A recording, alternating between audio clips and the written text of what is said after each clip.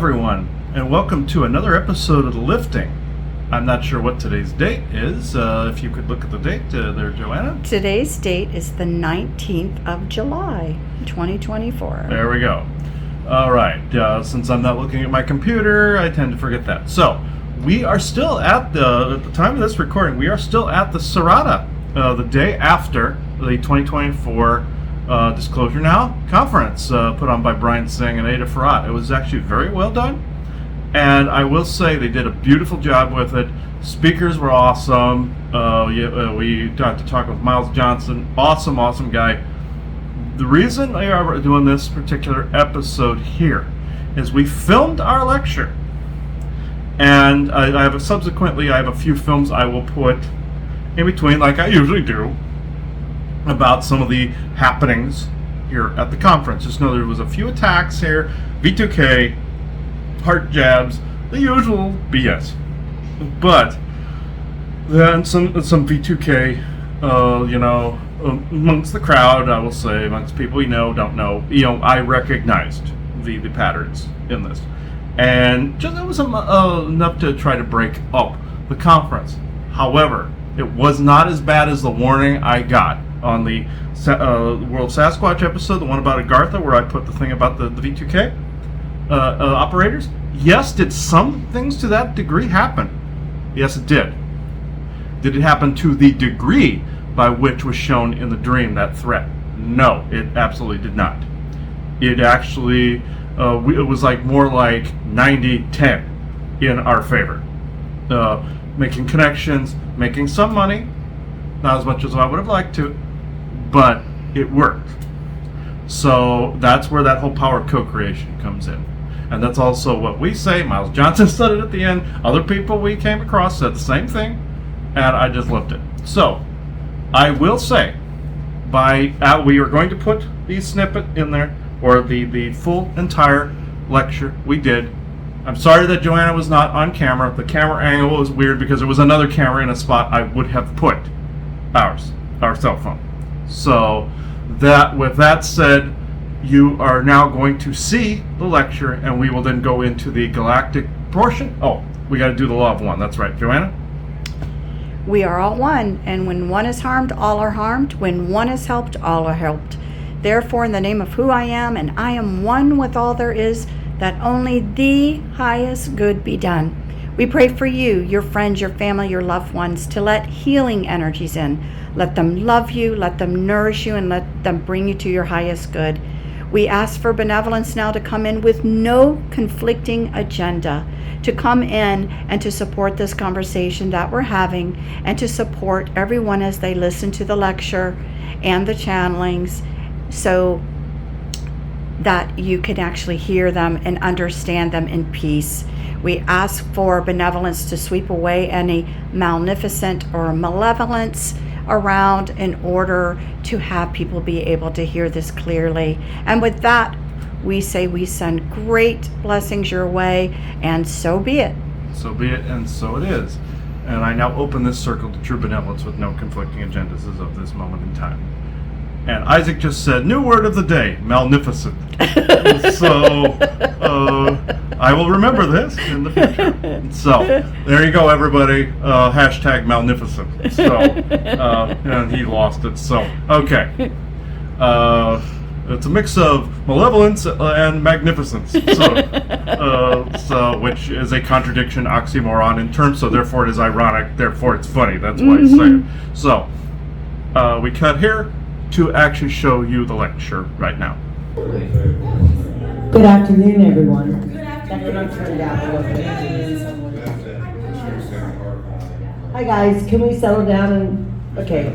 So I have invited Joanna and Christopher Jacobs here to be a part of this conference. Chris has been my number one go-to guy for having psychic readings, clearings, and so forth.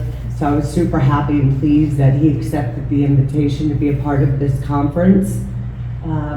Chris is the owner and creator of The Lifting with Joanna. Yes, Joanna Michaels, by the way. They are business partners and beloveds.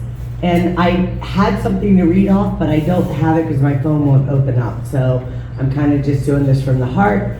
But I think you'll be excited to hear what he has to present today. And he's in touch with Sasquatch people, but he's going to be talking about a lot of different things that I think will gain your interest. So welcome both Joanna and Christopher. Thank you. Thank you for joining us.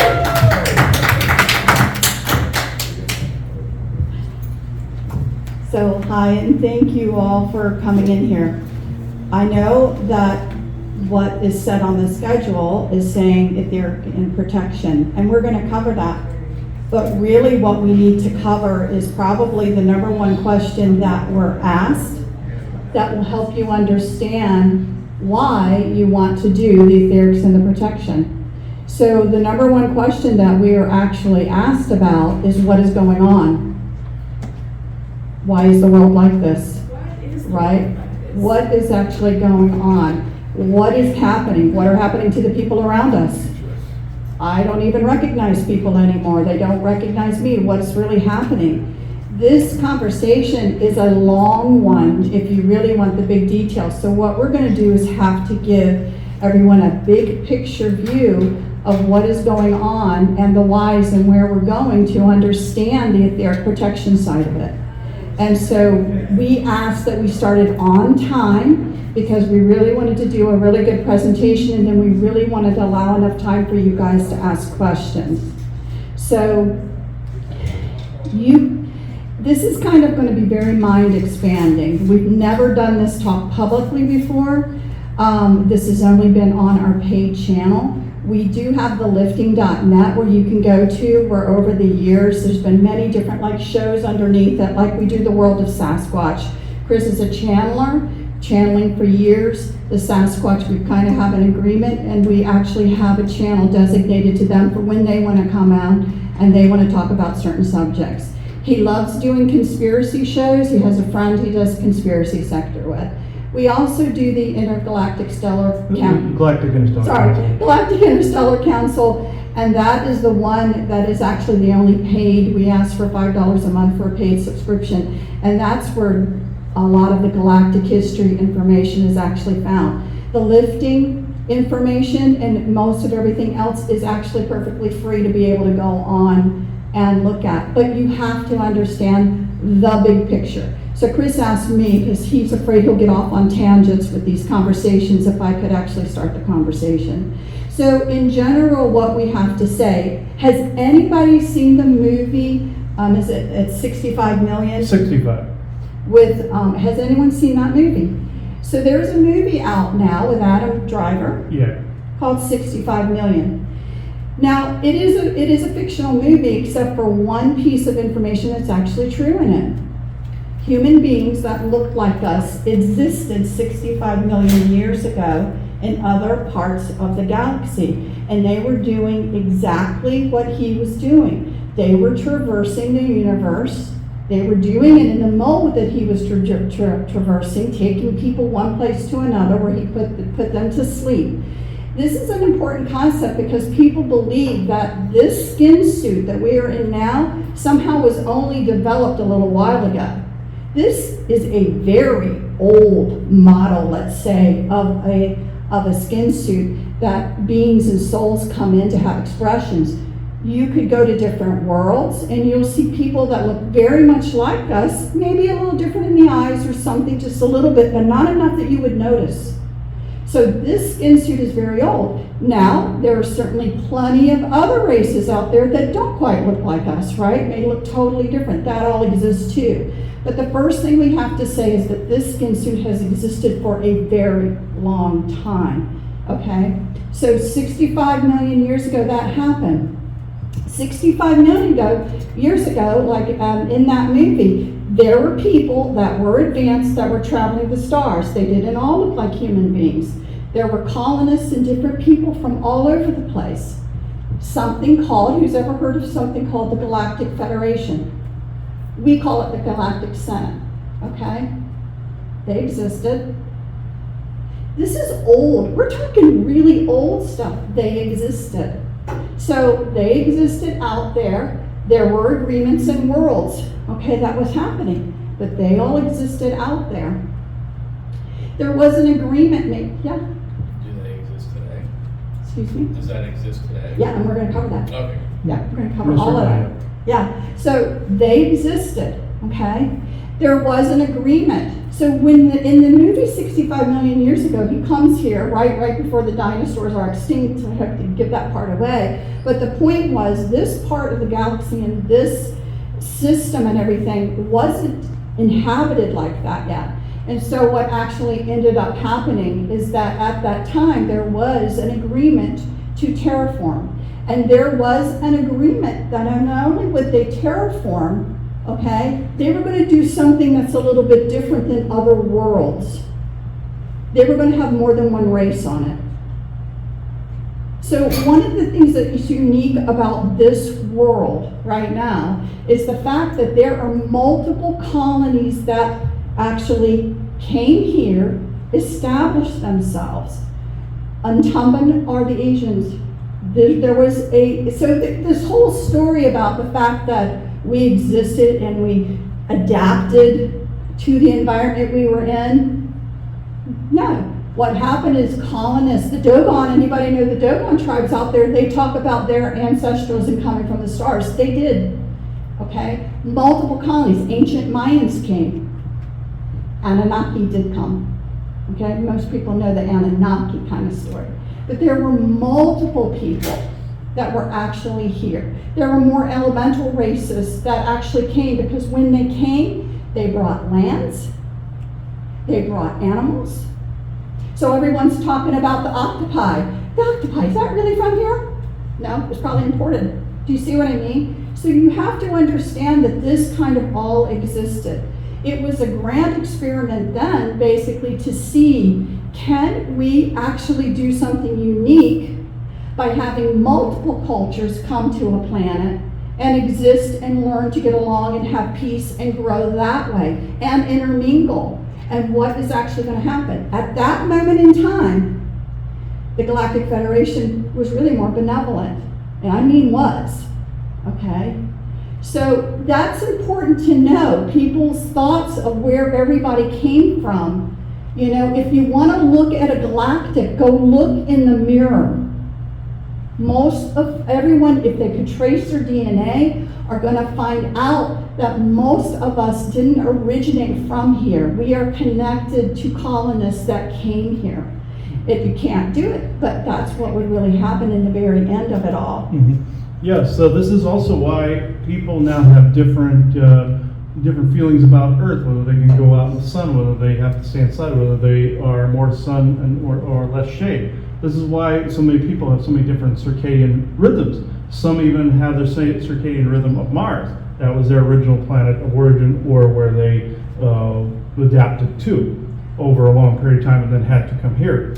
This is why you have so many different types of people.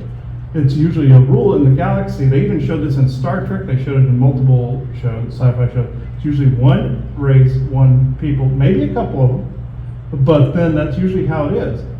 Earth is unique because it was a seed world that had multiple races put on it. Now Then more came later, and more came later and added to the on genome. and added Yeah. time to it. Yes, and this also gave rise after a while to disagreements with the different races. This also gave rise to them being more easily manipulated after a while. This solar system, after a while, had to be barricaded from outside influences. This is where a lot of the Scandinavian mythology comes from, for the most part. And also Sumerian, because you had Enki and Lil Nanu. That is actually, another name for him would be Odin, Balder, and Loki. So, this goes right into the Scandinavian myth. Loki then became Lucifer. So this is where a lot of that comes in. What happened was the asteroid belt that we have in our solar system is actually the remnants of what the Scandinavian myths called the Ragnarok. That was the explosion of Asgard that created our asteroid belt. A lot of people call this Maldek. I came to find out that was a reptilian word. It's actually a slur. It just means it's ours, mine, not yours anymore. It doesn't translate well to English. It's more of a curse word to any of the remaining like Asgardian type people out there. They hate it, so they refer to it by its original name, Asgard. It's actually more of a dimensional state now. If you look where the Vikings actually drew what the 9 realms looked like. It actually was the barricaded solar system and the 9 planets that we had at the time. Whereas first you had Asgard, then you had the 9 planets. A lot of the names for the 9 realms are essentially, they were converted over into the names like we know, Mars, Venus, Jupiter, all of these types of names. Planets actually are more of a portal to a dimensional world space. And that's where Asgard is currently sitting. The planet was only the opening to a dimensional space. And I won't go too far into what's known as the interverse, that's the worlds within worlds, or the nesting down. You have these dimensional spaces where all these beings are existing in. The reason I fast forward to that, it's important to know how this occurred.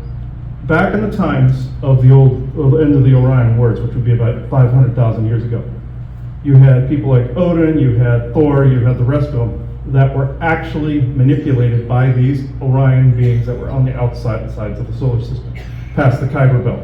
The Kuiper Belt was actually the original barrier. That the reason there is that belt, it was the shattered shield that got broken through. That's the remnants of that aged over many centuries. When they influenced the Asgardians to let them in, and they just came in like a wave. And they destroyed practically everything on their path, but not everything died here. We still have Titan beings that exist today. We still have people that live underground. We are also the descendants of a lot of those original colonists. We've been manipulated over the centuries, not only by dimensional sources, but some of the original beings that invaded the system to begin with. And their origin may surprise you. You see, there's a famous picture out there, and people can be upset all they want at what I'm about to say. This is a very poignant bit of information we found out. There's a famous painting out there, and I cannot remember the artist's name, where you see Archangel Michael over the devil with the sword, like this. That is actually a depiction that somebody brought in through the Akashic information, or what we call the butterfly effect, where all the information is stored in creation somewhere, channeled it. That was one of the original invaders trying to take down one of the original Titan beings that was both on Earth and also on Asgard at the time. That was depicting the end of the last Orion War that took place. That is not anything holy. Those are the invader beings. Those are not the good guys. Any of the winged beings you see, those are Orion creations. Archangel is not good? No, think Archangel, Archon. Think that. So, think that. So, and I'm not saying the other side's good either, because the Orions created the system of duality. Worship this, worship not this. And so, this is our enemy, we're your friends. You're really hitting both on the same. So, the reason I bring this up is because this is how they began to manipulate people to give consent to one side while they're demonizing another, which, okay, but they created both sides. And so even at the point where we say the Dark Orions, they really invaded more than just our area, let's just say. They came in from an area where they were dying. They had basically had domination and control experiences.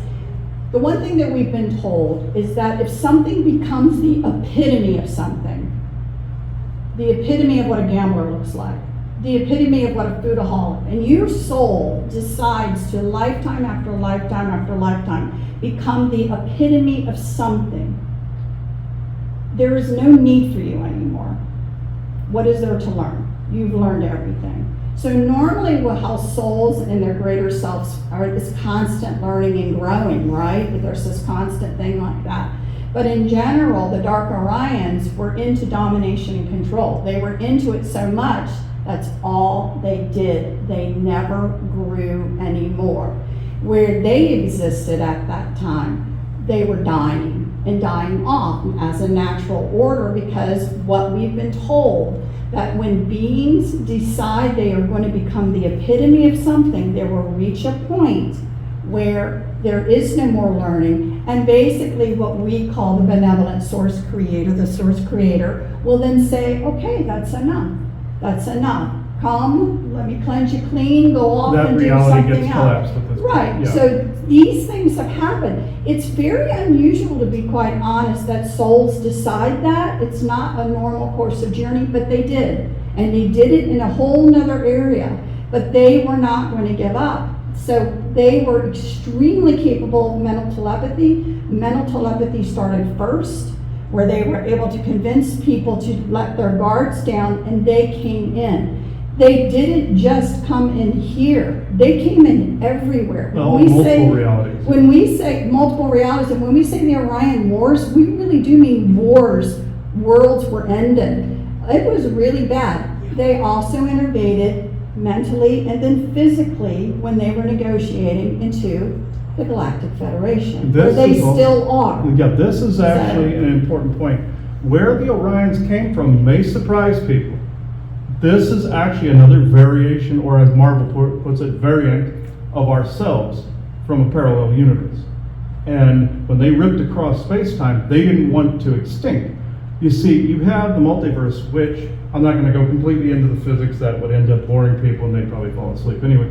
But in this, you have what doesn't happen in one place happens in another, and vice versa. You could have 1,000 realities that are very similar to one another with just one variant change or variation of a change. In this case, it was a divergent evolution, and they went down the toilet. They went into transhumanism. They went into going away from source light. They went all the way away from that.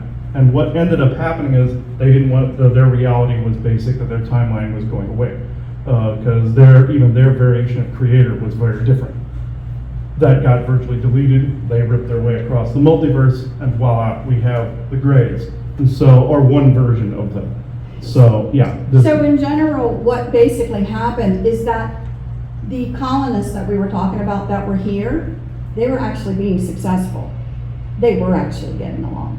They were actually trying to model and show different races being able to get together and do everything that they wanted to do. And that was being successful. And other attempts throughout history. How many people have heard of the Tartarian Empire? That was benevolence trying to create a unity. It's basically been wiped from history, as most people are like, what in the world has happened? But it really is, because history is written by the victors, period, end of statement, right? And so a storyline of the true history of everything isn't out there. What you have is a storyline of what people want you to think is history, but it really isn't history.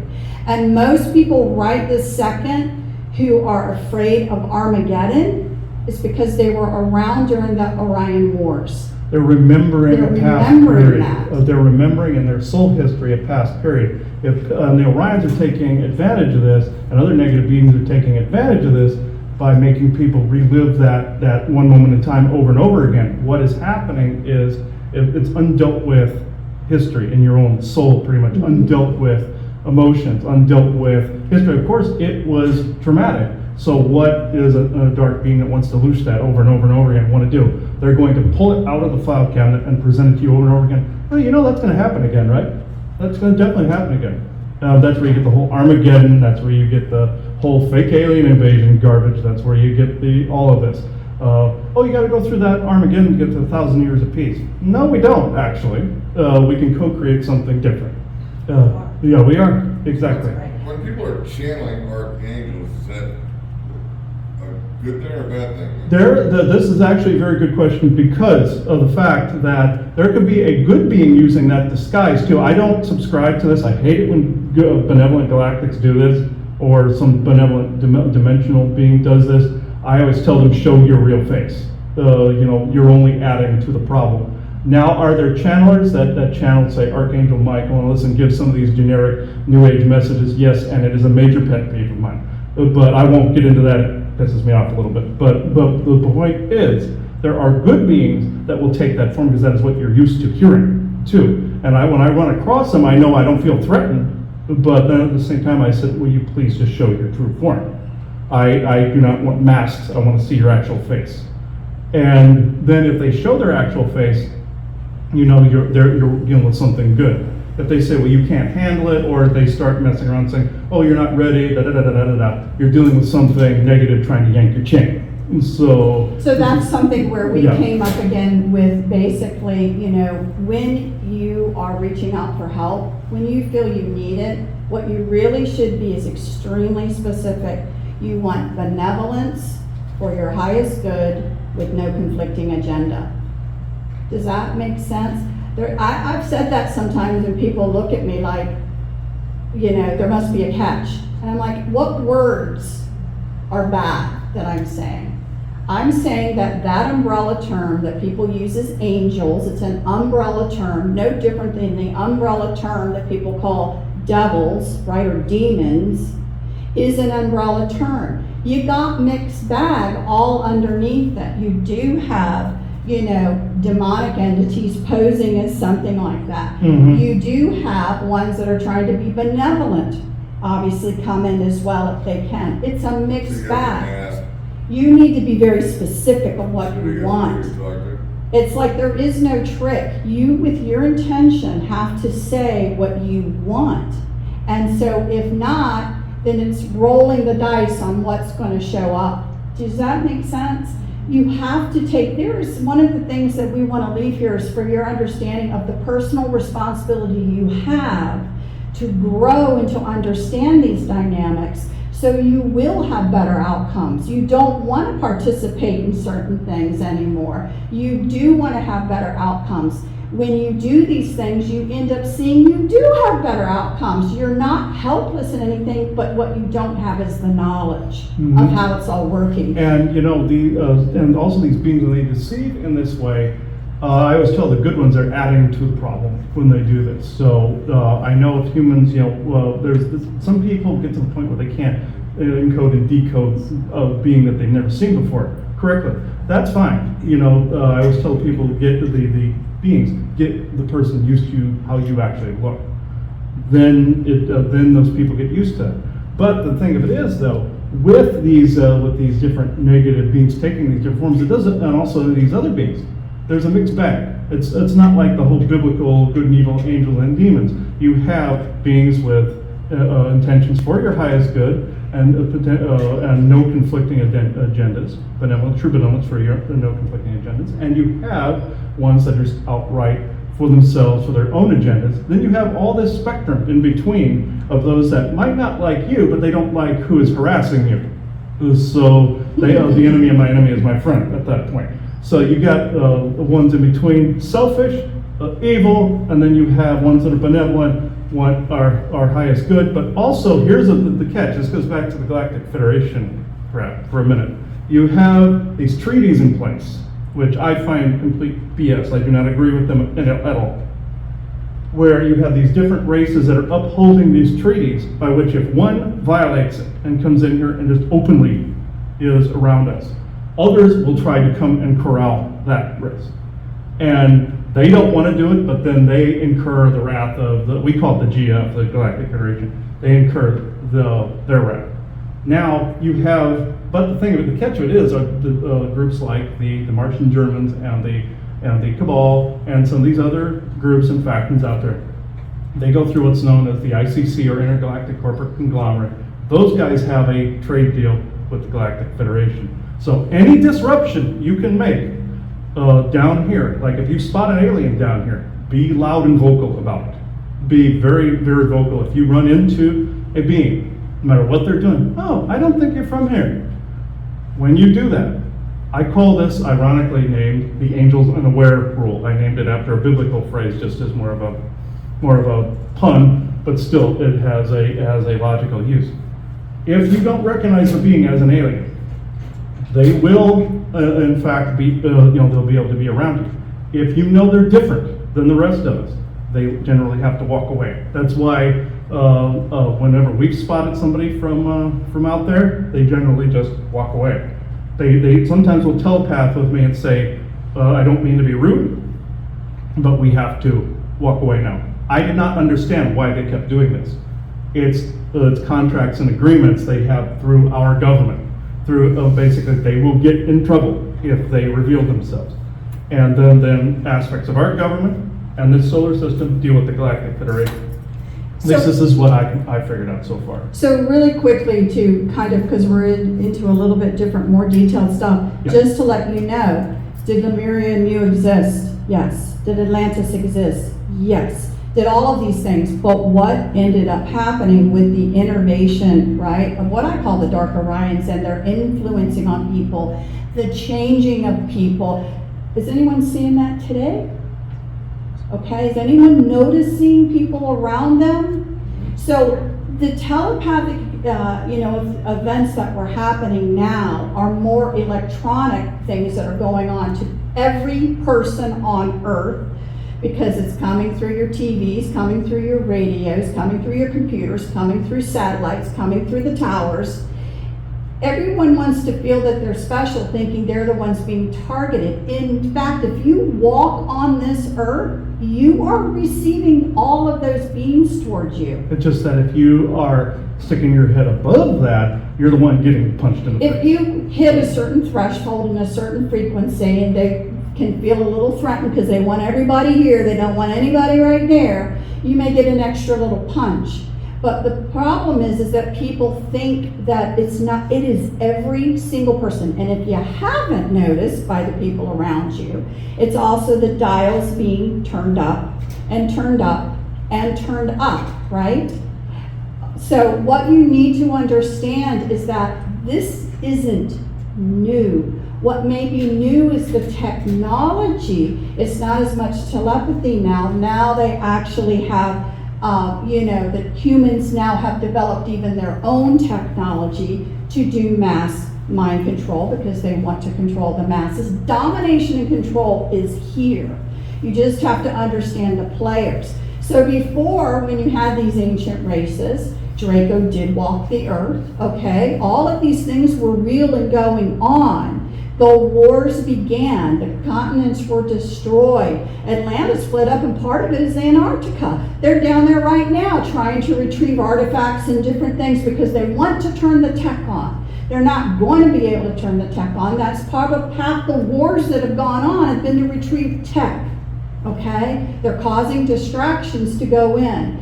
The one question we also get asked is about Agartha. Okay, were there a big group agreeing the Agarthans who lived at one time? At one time. So they also were involved in wars. We're essentially the descendants of those people. So Well, some most people, of Agartha is right here on the surface. right here on the surface now as well. However, the spaces still exist. Who controls most of those spaces? There are some subgroups of other colonists from areas that do have small pockets. The military has most of it, okay? So they've now gone in and they've taken most of what is going on in that. When people are channeling, the one thing that we also say is you do not know the time frame of what you are talking to. So what it is that everything is happening all at once. I think most people get that concept now, right? So if I'm talking to an Agarthan, you may think you're talking to an Agarthan who lives in the year 2024 instead of 14,000 years ago where they're sitting right now. And also, it's So- important to remember people's urge, and this slightly diverges, but it goes into what she just said. Back in the times of Atlantis, this is where people's urges to become transhumanistic come from. Because this AI signal that existed, and they were tapping into an energy that existed back in the Orion Wars, the time frame I spoke about before, when the enemy was more powerful. They were getting a signal from across time that was urging them to create their own homegrown versions of AI and become more, let's say, opulent, more egocentric, more narcissistic. And they began to see the world as completely theirs and no one else's, and this is what sparked the Lemurian and Atlantean War to begin with. They felt they had the right to conquer the planet. This is also what ended up creating the Nazi regime as well, because you have it mirrored through time. Even Hitler said himself that the German people descended from Atlantis. He was not wrong. As evil as he was, that was a true statement, because you had the descendants of Odin, the different Scandinavian proto-races there that were the remnants of Asgard, and other races, elven races, other races, cat races, beings, everybody there, and forest people and everybody on the other continent, that would be Lemuria. So you have all of them. This is also where your Tower of Babel story comes from, because all these beings were having their language translated to a central, like, translation tower or spire. When that went down, when the Orions corrupted that with that signal, it divided everybody's languages up again. It wasn't that they were all speaking the same tongue. It's like in Star Trek, it translated all the languages. They split up, and it's also, if you look at the show Grimm too, I've told people this, all the species you see in that, those were supposed to be descendant lineages of all these different factions. And even they got the Orions correct in that show. They showed them looking like Grim Reapers in it, basically using humans as meat puppets because they couldn't interact with people directly. They had that dead to rights in that show, and which I found very interesting. What I wanted to circle back around to was that signal and that fracturing gave rise to aside from V2K tech, that is very prolific now. That is absolutely horrible right now. No questions, like what you were saying, Penny, in your presentation. Absolutely rampant right now. So aside from that, if you're actually getting a genuine being, what time frame are you getting to begin with? Who are you bringing in? For what reason are you bringing in? And what time frame are you communicating with? As everything is happening all at once, Earth is sitting on a nexus point. The Scandinavians called it Midgard, or guarding the middle ground, or dimensional middle ground. There used to be the Bifrost that connected different solar systems and different parts of this solar system with Asgard. That's gone, or it's regenerating from what I understand. And Earth is becoming a new central nexus. That said, you don't know what time frame you're speaking to. Like in Star Trek, they showed people communicating through the communicator, sometimes through time, and they didn't realize they were talking to somebody from a different time frame. Case in point, there was one they were communicating with a woman that they didn't know what time frame they were. They knew what planet she was on. They get to the planet, they just find a skeleton there. It had been 20, 30 years since she had died. And the planet had a weird atmosphere to where it was a temporal fracture type of nexus point to where it was from quite a while ago. And I thought that was actually interesting. This is the same identical concept. That was a DS9 episode, by the way. I'm not sure of the title, but what was it, buddy? No, it was a question. I was just about to use it. Yeah, it's like, yeah, absolutely. It's like, yeah, you're absolutely right. Yeah. Oh, there you go. Yeah, I see you're a Trek fan. You look like Captain Picard there. So yeah. But this, a big Trek fan here, and Trek has gotten this right more times than not. Now, backtracking to the Galactic Federation's deal with the Orions that made it worse. They actually depicted this, a lesser version of that sequence in Star Trek Discovery, believe it or not, where you had a character named Vance and a character named Osira hashing out a contract to have the Orion Emerald Chain integrated into the Federation. That was a real event that was being depicted there. They changed history there. They rewrote it a bit by having the Admiral refuse the Orion's demands. That was wishful thinking. That they changed it slightly, but the original thing was a contract between the two sides. That was a real galactic historical event that was being depicted there, which I saw that went, all right, you got this correct. Reason I also bring all of this up, say if you're a channeler, like what I do, and I have to be extremely anal retentive when I do this, very protective when I do this, because for years I would just talk to whomever was around. I knew some were bad, of course, I would get rid of them, but I was not paying attention to the temporal frequency that was around them, basically the temporal star date, if you will, or the alignment.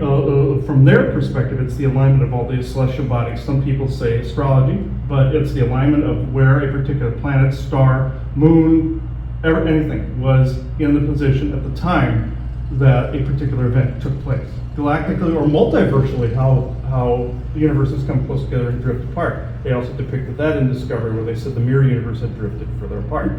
That's a truth right there, where you can communicate with one for a little bit and it drifts apart. You can't communicate with it anymore. This is what channelers are running into. V2K being the main boogeyman here. The other side boogeyman is what's the temporal star date of whom you are communicating with. Yes, you could be communicating with Agartha, but what time frame? Since everything is happening at once in our nexus point, Whom are you talking to? And also, on the flip side of this conversation, whom do you serve? Meaning, who do you believe you are speaking to, and for what reason are you passing on the communications? This is a biggie right now, because you have to know in here and in here why you are doing what you are doing, when you are doing it, and how are you doing this, and how are you protecting yourself. This is a big thing in the channeling community, because I see, and I'm not casting judgment, but I see people just going willy-nilly, bringing in whatever and whomever. And this is a live wire, as far as I'm concerned. Like the line from Dr. Strange, they needed the warnings before the spells. This is exactly what people need. You need to discern what you're looking at. What time frame is it from? Is it an echo from some ancient time? Is it something from your own circle? Is it multiverse? Is it ghost? Is it just some B2K talking to you? You have to be so discerning right now, more than any other time frame that's existed in history, because it is revved up to such a level that if you get a narrative stuck in your head, they put their hooks in you. So if you have some weird, negative, creepy thing that's going through your head, and visuals, story, accompanying music, I've had the whole thing. I had to sit there and go, wait a minute, somebody's just hijacked my brain. I gotta backtrack this a little bit. I have to put my stamp on it with a positive ending. And I always say, I always put my name as the executive producer and director of the scene, and then fade it to black like film. If you're gonna use camera tricks on me, I'm gonna mirror it back at you. That's a biggie that is happening right now as we're speaking. They try to hijack the person's imagination to project a reality that they want.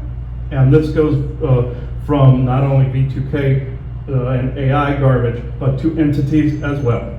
You're dealing with not only computer crap, but you're dealing with beings that can't co-create the same as us. Some of the reptilian, like the Draco, all of them, where they have a limited vision. Humans don't have a limited vision. It's like that line from The Matrix where Morpheus basically told Neo, they will never be as fast or as strong as you. That was a factual statement, because this has been proven to me even in recent times. There are just some beings that I can see them like a Draco or like a Gray. They are projecting their will onto somebody because they are using their expansive neurons and their expansive energies to project in a wider spectrum of chaos that they want to create here.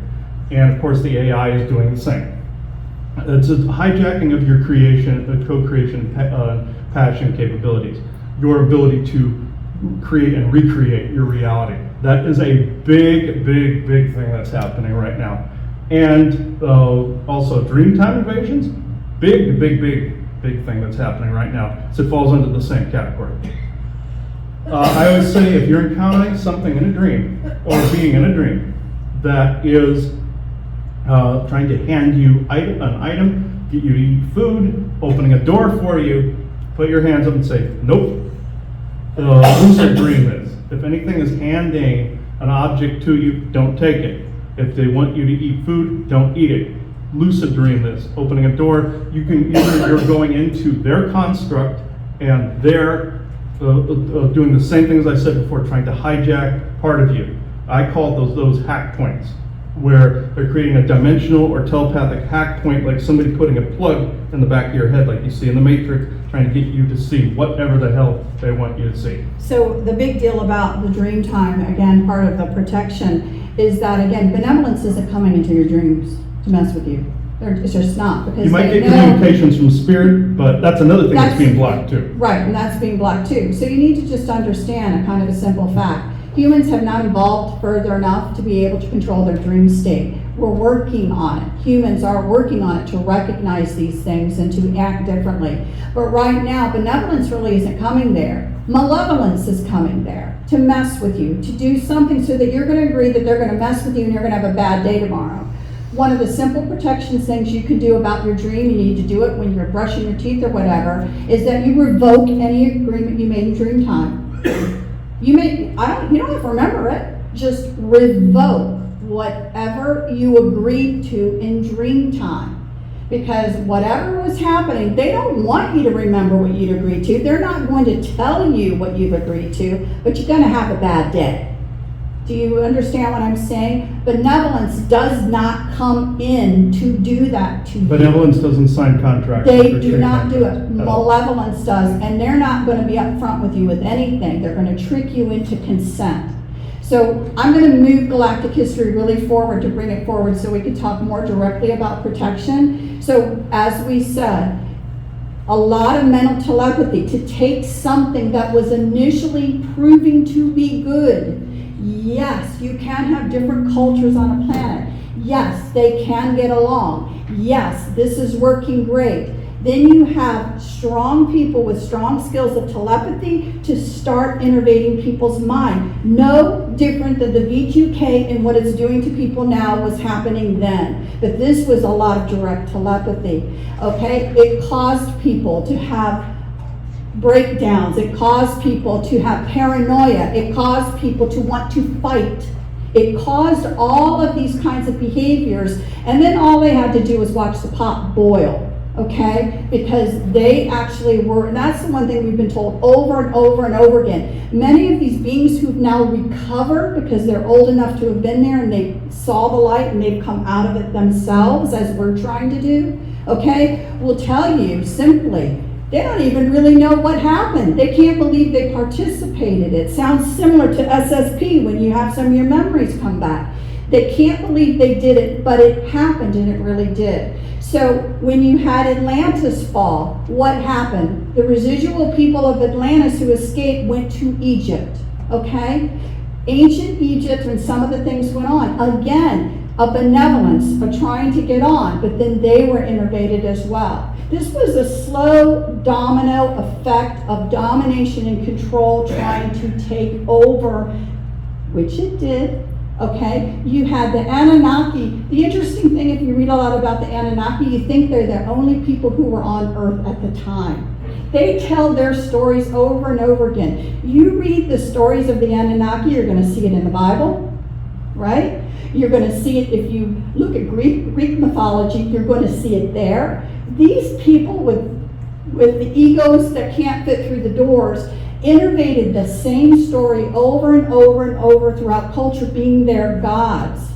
A lot of them fell. A lot of them got this mentality of wanting to be a god. You go from Egypt, what happened then? The one thing that this evil has done over time is it just recreates itself. If they're seen, they change like a chameleon and recreate. Now how can we do it? Now how can we do it? And they make humans self-farm their agendas. And so Rome showed up.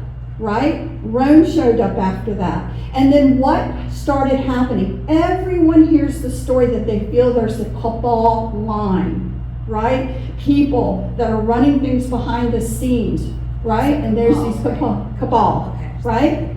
Is that real? It is real.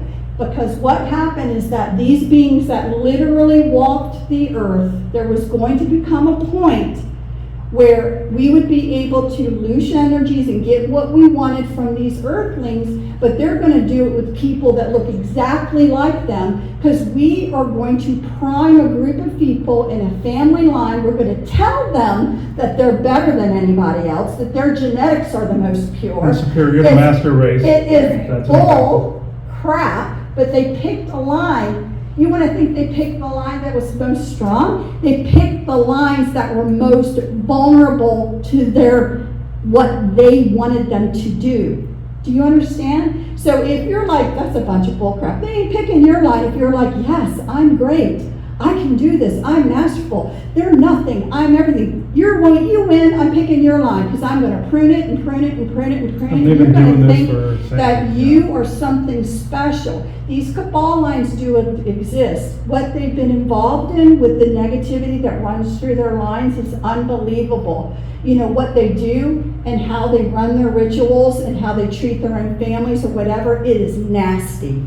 As far as I'm concerned, they're not human anymore. But, so you didn't have the need for the Draco to show their face here all the time. They're underground. They're in a lot of volcanic tubules, because it got to the point where they were able to conduct their business and get everything they wanted, okay? A lot of it is human energy, okay, and different things that they get in certain ways. A lot of it is humans that are trafficked all over God knows where, okay? All of these things that you see right now on the surface that upset us is happening out there as well. So is above, so is below, right? That it's the same thing. So what you have to understand is that it didn't go anywhere. You're learning about it now. Because what the other things with this, we're going to talk about the psionic war, so I want to move this forward so we can get there. The psionics of what they do, messing with you, getting you, because the one thing that humans have a great ability to do more than even other races is called co-creation. Okay? To learn how to manifest, to learn how to get what you want. But guess what has happened over tens of thousands of years? You have learned completely how to co-create for their agenda. You're not co-creating for your highest good anymore. You're co-creating for somebody else's agenda. That agenda still runs. This cabal, okay, that came down and did all of this, made plenty of agreements for technology, and had no problem with the subhumans that they feel existed, stealing them to take them over to the secret space program to be the hard labor and the backs of an enormous thing that's out there right now flying around in the universe. And I don't mean one thing, I mean the infrastructure was off the backs of regular humans. They didn't have all the brains to do it. They had to steal, and they had to do what they needed to do to people. But also, what also irritates me is some races I run across. At first they're shocked I see them, and then it's like, okay, this isn't my first rodeo. You can't be this shocked. But at the same time, you have some races that go, well, if you catch them abducting you or doing something, the first thing they're going to say to you, and it pisses me off every single time, it is the fact to say, oh, your ruling body said we could. And I said, no, we didn't sign any contracts with you. We didn't make any agreements with you. Oh, they said you'd say that. And it's like, yeah, that's nice. Get out of my house. That's where I'm at. And I've run across races using ships that look at us like we're zoo exhibits. I was just explaining this to somebody the other night with like light beam type technology where they're riding in this little TARDIS-like thing where it's a dimension and dimension. Orbs are that too, by the way, where people think, there's orbs flying around. Yeah, you're actually being spied on. So this is, I was like, yeah, it's not fascinating, it's creepy, actually. So this is where I'm at with this. I laugh at it, but I'm actually annoyed by it. But this is some of the misconceptions people have. They have this mystical, grandiose perception in this area. This almost like ooh and ah type of thing. And there are these things to actually ooh and ah over. There's wonderful things out there to ooh and ah over. That ain't one of them. So if there's a being presenting itself to you, with something benevolent, come with me, check this out, you're some hero in this galactic war here somewhere, or you were this hero in the past that fought for us and stuff like that. Don't you believe it? Because that is one of the biggest tricks that's actually circulating right now. I know I deviated, but in the psionic war, this is where this comes in. Yeah, so let me say one last thing, and then we're going to just move forward, because I want to answer the bottom line question. What is it all about right now? Okay, so we're telling you the history. The history is there. You're learning about it. It's not new. What they did to those beings, they're doing. But now they have humans that are participating who think they are greater than you know what, and we're just nobodies. We're impure. It's going to sound Nazi. It's impure humans who do not have the genetics. The funny thing is they're mutts too. They just don't know it. But that are this impure cattle that can be used for all of this stuff, and they're the ones whomever now they feel is running the earth in general have given the permission for all of this kind of crap to go on and for people to be used and abused. Over the years, the self-farming that has occurred to people, okay, is all about good people will question themselves. Good people are not racist in general. Children don't come in this way. We're not really. Now, are there people born in this world to have an evil type of experience? Yes, you are. You're going to learn both sides of the coin. We've all been around a lot. We've had lives where we're really good, and we've had lives where we're really rotten, because you're going to understand it all, and that's a part of another conversation. But in general, if you're coming in to be a decent human being, and this is what you're going to do this time, you will always self-look at yourself. That is kind of the psychological warfare that's used against you, because they can always get you to question, am I not being kind enough to someone who's different from me? Am I not being open enough to whatever they're talking about? A lot of it is complete and utter bullshit, but they know how to distract you from you saying, the emperor has no clothes. This is complete and utter bullshit. I know who I am. I know what I stand for. I know I'm a decent person. This is bullshit. They do it all the time. I call it demonic drive-bys, where something just quickly jumps into somebody, and then you're talking to a friend, and all of a sudden you say something nasty out of nowhere, and then you're like, where did I even get that from?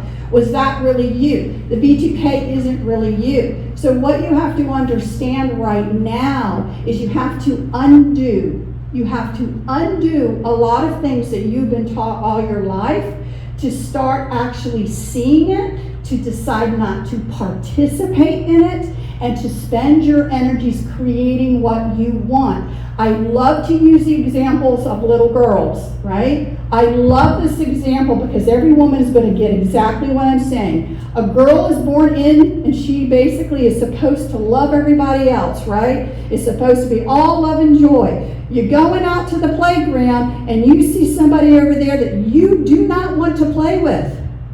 You tell your mommy or your daddy, I don't want to play with them. Well, you're here to play with kids. Go play with them. I don't want to play with them. Go play with them. Now, in some cases, it's going to be not only are you going to go, you're going to go over there, I'm going to go over with you, and you're going to apologize to her for having a bad thought. What you had was discernment, that you didn't like the energies and didn't want to be around that. That has been beaten out of every single woman in this world. Okay, that type of discernment. So before we start and we go into this, I am going to do a quick exercise, because you must reawaken, and men as well, your discernment skill. You were born in with it. It's been whipped out of you throughout your life to ignore everything that's going on, because you're a decent person, and you always are going to try to say, am I really a decent person? Well, make a decision. If you think you're a decent person, just go with it. I am a decent person. Don't keep questioning yourself. The other thing we say, you must know who you are to know what you are not, because so much is messing with you. Sometimes, I'm sorry, almost everyone's now is hearing voices. They think it's their own voice. It's not. So this stuff is really going on. It's ancient. Humans are now involved doing it, and you must listen. So this is the exercise. It's going to be a quick one. If you can take a second, take a few breaths, because I know we probably overwhelmed people with information right now. And I just take a few breaths. All I want you to do is, if you want to close your eyes, that's fine. I want you to think about something you truly love. Truly love. It could be your pet. It could be a plant, right? It doesn't have to be another human. Something you truly love. And if you can get into that space and really think about it, you are going to feel a bubble coming out of the center of your chest. You will feel a draw to it, like if it was standing in front of you, in front of your chest. You will start to feel that sensation of being pulled towards something, okay? I hope some of you can get what I'm saying. If you didn't get it, I want you to practice this. Something you truly love, meaning it's good for me. Love in that way, okay? So you are drawn and pulled toward things that actually are good for you. Now on the other side, okay, if everybody feels that they get that, and do that exercise so you can get it. What I want you to think is something that you feel is evil, something that really you feel is bad. Okay? What you're most likely going to get is a sensation right here, if you want to see right here. It's the term, I'm sick to my stomach. you're going to feel it and it's going to push in on you. That energy is going to push in on you. Okay? You were born with the ability to know when something pulls you because it's for your highest good. And it may only be for your highest good at the moment, but it's for your highest good. I use the example, a 2-year-old should get sick to their stomach if they're told to go to a physics class, but an 18-year-old shouldn't. So you see what I'm saying? So what's good for you at the moment, it will pull you or it will push you back. And so if you start doing that honestly, and there is moments where you feel both, and some of it may be this talk, where you're being pulled towards the information to listen to it, but you're feeling sick to your stomach about some of it as well, okay? Because it's not good. So what you have to do is you have to dust off that discernment scale, and then you must do one other thing. You must trust it. This isn't about second guessing. What is good for me at the moment? If I walk downstairs to the bar this evening and there's not many people there and I get that sinking feeling, I'm going back. I don't belong there. I'm going back. If I feel comfortable and good, fine, I can sit there and do. It's going to be the same way, and I hate to say this, when you start to review everything in your life, your family, your friends, your work, what you're doing, and you listen to this, you're going to be like, oh my gosh, what have I allowed in?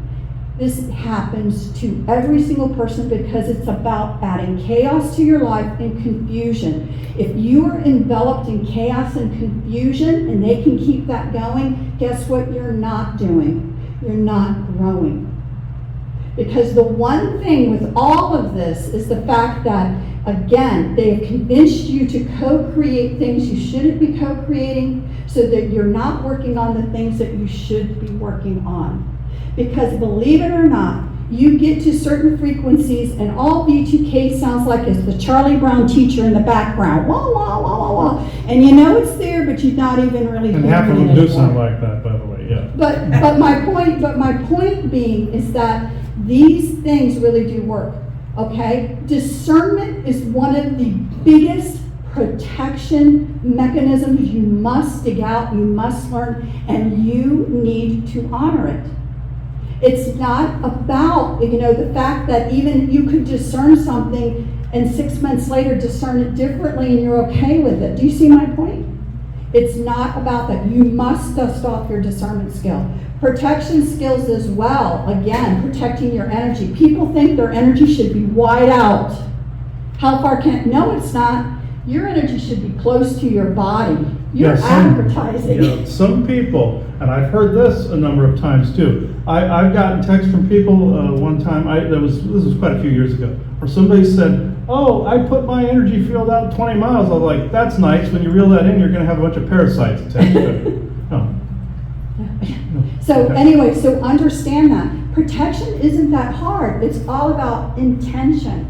Okay? Now some people like the visualizations. I say, and again, if I tell you bring in your energy field, don't some of you automatically bring it in and you almost feel like I brought it into there? Do you see what I mean? You're not even questioning. You're like, I'm setting my boundary. This is where it's coming. And you're like, I almost can feel it. That's you taking charge of your own energy field. Grounding is a big deal. You have to reground all Yeah. the time. Yeah. I was going to ask about predictive programming, where they make movies about things they're going to do. Yeah, we're going to talk about that too. So very shortly we'll talk about that. So anyway, so quickly on that. And again, and I say, if you want to see if it works, we're going to talk Walmart. How many people go into Walmart? Then they are drained. They spend 15, 20 minutes there. They are drained, right? Because probably you were drained, your energies were. What you need to learn to do is you need to put on your protective, like shield, armor. You bring in your energy. Some people, I like to do this because I think it's easy for people to visualize. Think about mirrors all around you and above your head, and then face them the other way. And don't forget to cover your feet. Face them the other way, okay? Now, some people think of that as, you know, pleasant things that can come into my energy field won't be repelled by that, but anything bad, I want to be repelled. You can be repelled by your own self, right? By looking at your own self. The goal is that you do it with intention, and there is no question mark at the end. This is like, and I tell women this in general, and excuse my French, this is when you are the biggest bitch you have ever been, because you better mean it. That's the one thing with intention. This isn't a maybe question mark. I think I'm shielded. Are you? Do you want things in or not? So again, for women in general who have been beaten down in many other ways, this is the other one, because what are aggressive women called? Right? But you don't have to share that with anybody, but you mean it, and I mean it, and I said it, and I mean it. You want to know why? Because I said so. So when you send out and you protect yourself, so if you try this exercise and you mean it like I'm trying to tell you, guess where you'll be able to walk into? Right? You're not going to allow your energies to be drained, but you have to understand that.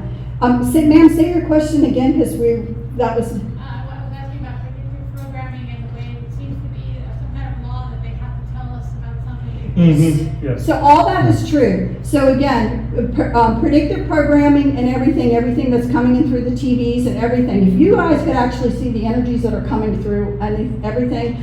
There was a lecture done here yesterday that, again, if you had children, there was some interesting things to be said about that, because portals we do agree with that. Portals do open up the technologies in front of things. But again, in a generalized question, to talk about the fact that when certain presidents and certain people sign certain deals later on, there really was, those things that said you have to disclose. But disclosure is actually being done, and if you're smart enough to figure out and find the disclosure, great, but they're not actually disclosing like you think they're disclosing. Yeah, no, they're not required. It's like the fine print that wasn't there. Yeah, they're I don't want to say universally, but they believe they have to tell you in order to make the magic work on you. And the thing of it is, if you notice it ahead of time, you can actually change the course of some of the events they're trying to get happen. Not only do they portray classified information in shows, I've seen a number of them, but the disclosure in the media that the most famous one of all time of the predictive programming is 9/11, because in the Independence Day movie, the first one, where you see Jeff Goldblum's computer that says 9/11/01 on it, and then of course 9/11/01, we all know what happened. Even though some events were changed around it was actually considered to be a watershed event that carried us into a different timeline to see what happened next, or like what would awaken some people next. COVID was another one, because in movies, and I even saw this as we were sitting watching the rerun of Doctor Strange on TBS while we were in the hotel room when we were on our way here. In the very beginning, where the Sorcerer Supreme throws him into different dimensions and everything, the first image you see is of the COVID molecule, and that was 2016. So if you look at it, it's very quick. It's like subconscious almost. But I happen to catch the green glowing little molecule. This basically, they're telling you what they're about to do, so when you question it later on, they can beat you over the head, go, we told you and you agreed to it. UMass agreed to all this for things like COVID and like that, events like that. They needed mass consent for that. It's not that they just wanted it. They needed it, and they needed to display it, show you what they were about to do. We told you, you did it anyway, ha. But more importantly than that is what they're not talking about. Because everyone knows predictive programming and that concept and what it's all about. But what they're not telling you is the strategy of getting you to consent, because you're watching the news and the news is reporting that this is how things are going. It looks like we're going to war in Ukraine. It looks like, we're going to be heading down this road. That's why they keep saying World War III over and over again. Reporting, but what they want is for you to think, well, I guess we're going into World War III. Yeah, and they want you to agree to it. They want you to agree with it. They want you to agree with all of this stuff, all of this crazy stuff that is happening. They are telling you and trying to get you to buy into it because they need your co-creative skills to make it happen. They don't have a problem with people talking about predictive programming. That's out there. What I'm just saying is what they don't want you to realize is that it happens every day on the news where they are trying to set a tone that you say, well, I guess it's going to have to be that way. I'll give you some examples of when people thought that and then they decided they weren't going to let it happen. Many years ago, because co-creation is big deal, many years ago, and this was an innocent thing, and I can't remember, they made a movie of it, I remember it from being on TV. And what they basically were saying is there was a soccer team in a different country and these boys were playing soccer. They actually decided, because they had cave systems, they were going to go into the caves. Do you remember this? Those boys went in there. Then all of a sudden, basically, it was like the tsunami, the rainy season was hitting. They got trapped in the caves. Who remembers that scenario? What were they feeding on TV? There's a good chance they're going to drown. There's a good chance this is going to happen, right? How many of you actually at that time said, no, I don't want to see this happen? This was a worldwide event where the collective consciousness of people said, I don't give a crap what you're trying to say. I do not want to see this happen. And guess what magically happened? The rains stopped. Okay, that's how strong the co-creation in the collective. So what's happening, the trickery that's happening right now is that they are trying to get, well, I guess it's going to go that way. Well, I guess this is going to happen. And they want your agreement to it. This should be the time that if you watch TV, you should be listening and nope, I don't agree. Nope, I don't consent. No, it's not going to go down that way. Because if enough people realize, okay, do you see what I'm saying? The trickery that's being used to get your consent, it will stop. That was one. I'm going to bring up a current event. I've been struggling whether or not to bring it up, but I'm going to bring it up because you guys are going to get it. I'm going to bring up what happened to Donald Trump. Okay? This is an energetic event that just occurred. No matter if you agree with him, like him, it doesn't matter. This has nothing to do with that. This has to do with energetics. I started to be disturbed when I saw people on the news and different other outlets start saying things like, I'm afraid he's going to be assassinated. I'm afraid somebody is going to get him. I'm afraid, and it started. And that type of rhetoric started. I thought that was interesting because I'd never seen that rhetoric be so boldly put out there. Well, The Simpsons said he was going to die. Yeah. Right, that would have been again, predictive programming, but it's changed. But what happened now? So what happened now is that information, yep, were you one of those people that was like, yep, there's a good chance, or yep, I hope he does, or yep, whatever, or were you somebody that basically said, no, I don't want to see this happen? The interesting thing about this energetic event is that you had a lot of energy going both directions. Okay? So what actually occurred? He survived. Someone else was assassinated that day. There was someone else that died that day instead. Does everyone know that a person died that day? It wasn't him. There was enough energy of the collective consciousness around that didn't want it to see him, but there was also a competing energy around that was demanding an assassination. That was so therefore it flipped away from him to someone else. Yeah. That's how the energies work. When you do some of these things, there are certain types of things with the energies that occur that are like watershed moments. The energy has built so much around it that something has to happen to release the energy. So what happened here, unfortunately, is that an assassination did occur. Don't think otherwise, but it wasn't him.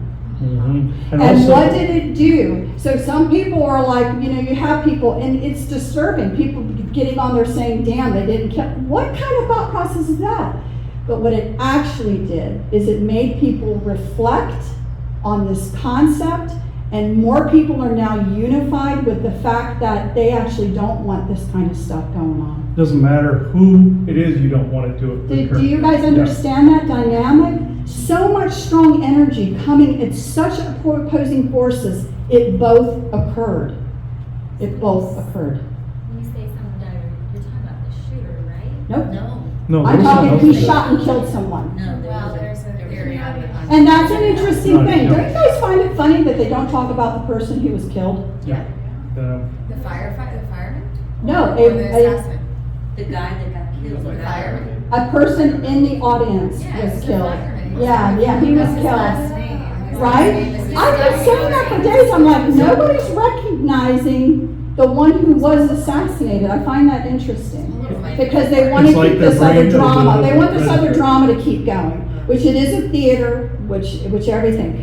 What the point of some of these conversations in the protection, well, we say protection, sure, but you must be aware of what's going on. You must be aware of how your co-creative skills are being used against you. Number one way that they can get you to do what you want is fear. I'm sorry, I'm gonna bring it up. What happened with this medical emergency thing that happened a few years ago, okay? I'm from that field. I'm from the area of communicable diseases and everything. I was appalled at what I saw happening and how it was taken over and how people were not given informed consent. You were not given the information that you deserve to have before making a decision. This was a worldwide event, because the last thing I'm going to get to as far as what's going on right now and why is it going on is because everything must break down, because the interest of those people who feel that they are running things right now is they want to rejoin and get involved in the Galactic Federation out there. And you have to have a one world government right now in their bylaws to do it. And it's impossible here. There's too many different cultures, too many different opposing ideals. As we said, why? That's how it all is out there. So if you want to know why people are crossing the border and the border was opened, they're trying to blur the borders. You have Canadian counties right next to us who now want to secede from Canada because they can't stand it. That'll be interesting because they want to dissolve the borders. The European Union was formed to dissolve the borders. You say it's to make it easier, but now they're really under one monies, they're under one thing. They're dissolving these things. They have an agenda that they are running. They do not respect the individual cultures. What was your question? I may have missed that you said that the Galactic Federation only allows a planet to join if there's a one world government? Yes. Right. Yeah, one leader to be Right. on the Senate, So I essentially, yeah. thought the Galactic Federation was good. What just happened? Well, there They always were. was. They were They were. before They were. before negativity came into this And area. infiltrated them, And yeah. infiltrated it. They were. Many years ago, when they first formed this earth, long time ago, 65 million years ago. Were they good at that point? Yes, it was a planned joint venture to come here with multiple colonies to see, could they get everybody along and get along? Could they form a unity? Then in the Orion Wars, they got infiltrated. Now you have some So really now there's a creepy different yeah. agenda going on, just like I said with the humans now and the self-farming that is going on, that are trying to dictate, because they want to join, they want to get out in the trade. Trade's already going on, guys. They want all of this stuff out there, but they have to be able to join as a part of the charter that exists as this. And so, because that's how all the other worlds work. Yeah, and So they also the don't, way then they- some people are like, who cares? Because look at all the things we'll get. All of the things we already exist. All of the cures to everything exists. It's not being given to the surface dwellers. Okay? So if you think all of a sudden the Galactic Federation is taking over to make sure that everything is fair on this planet, that ain't what's going to go on. Yeah, what the thing is, what we need to do is form our own. Form our own in this system, our own federation. Then, if you want to trade with the Galactic Federation, that's our choice to do So that. the Yeah. bottom line between that is I need you to see clearly the history, our galactic history. They've not gone anywhere. There's been wars. Some may have been wiped out because of that. The same tactics were used for the infiltration. The same tactics are being used now. The difference is now humans are participating in this because they see themselves as superior than regular people. What do you mean by we have to form our own federation? Like with who? You mean on Earth here? On Earth, yeah, what we do, but even if it's just a basic agree to disagree with each other, even if we don't like each other's cultures, the Galactic Federation just wants to blend everybody together. That's different than basically us coming to a mutual agreement and respect for one A unity. another. Very different. That's unity. Back on to one a side. unity of respect of cultures. Yeah. But to answer your question on a bigger picture, there are plenty of different races out there that don't agree with the Galactic Federation and would be And would be happy glad to to join work with with us, another so. type of federation. The interesting thing right now is, again, everyone has to realize to not participate in it and to say no and to use your, to use your free wills. You must understand the big picture to see all the craziness that's going on. It is intentional. And also, I want to point out before I answer a question, that the Cabal and Martian Germans, these other groups, are trying to get us to basically almost like if you're saying applying for insurance or a credit card or something, there's like a minimal standard that is an acceptable line where they'll allow you a line of credit or something like that. They're trying to get it just to a certain line. Then these guys come in and fix the rest of it. You do not want that. You would lose rights doing this, big time. And what happens at that point is it's not. That's a point of no return at that point. You don't want to hit that line. You want to hit the unity line, not a forced one ring to rule them all type of situation. So yes, a system of duality was formed. Oh, We yeah. mentioned that. We mentioned that. 1 second. We mentioned that a long time ago. The point of us. We have circled the toilet and circled the toilet and been flushed down the toilet. We went that way first. When humans and us came in, when the Anunnaki tinkered with us, when all of these things happened, it wasn't a joyride at that time. And humans came in to fall first. What's happening now is we're at a moment where people can decide, what do I want to experience now? We are co-creators. We co-create our experiences. What do you want? If you want to learn to unify, that would be a new experience for a lot of people because it always went down the toilet. The goal now is to have the other experience of the flip side of the coin, right? To understand what it is to grow and to grow in unity and to respect in different races, different cultures, and that then that jointness, again, will be something different as it was meant to be when it first started, long time ago, and then present itself out. We would breathe new life back into the whole into everywhere. Oh, yeah, you had a question first. I thought one of the other speakers said that there was something other than the Galactic Federation and the drops. I thought.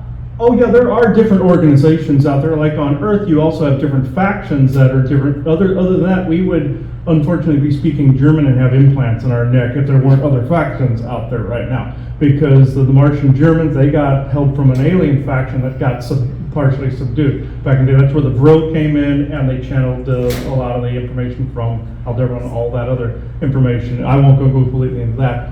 But there are other organizations out there in the galaxy that would be more applicable to work with us. Right. So yes. Right. What was your question? At some points, do you want to say more about the Germans, the Nazis? Oh yeah, I'll be quick about this. This is an elaborate history right here. What ended up happening is this also ties back into Atlantis, like what we said before, where you have the Vril Society that actually channeled. This is where some of the lore comes in, where Maria Orsic and the Vril channeled information to give to Hitler and the Nazis about like the Bellcraft, about anti-gravitic technologies, all of these things. The Foo Fighter balls, all those the orbs like I was talking about before. They got this. The whole legend says they got it from reptilians in Aldebaran. These are actually more reptilian Nordic types that people call Pleiadian all the time. It is that there's these blonde-haired, blue-eyed reptilians, and you see right in the corner of their eye, this is where the scales are, right here in the edges of the eyes. You can barely see them. They look almost photoshopped. These are the bad guys. These are mainly, this started go out there.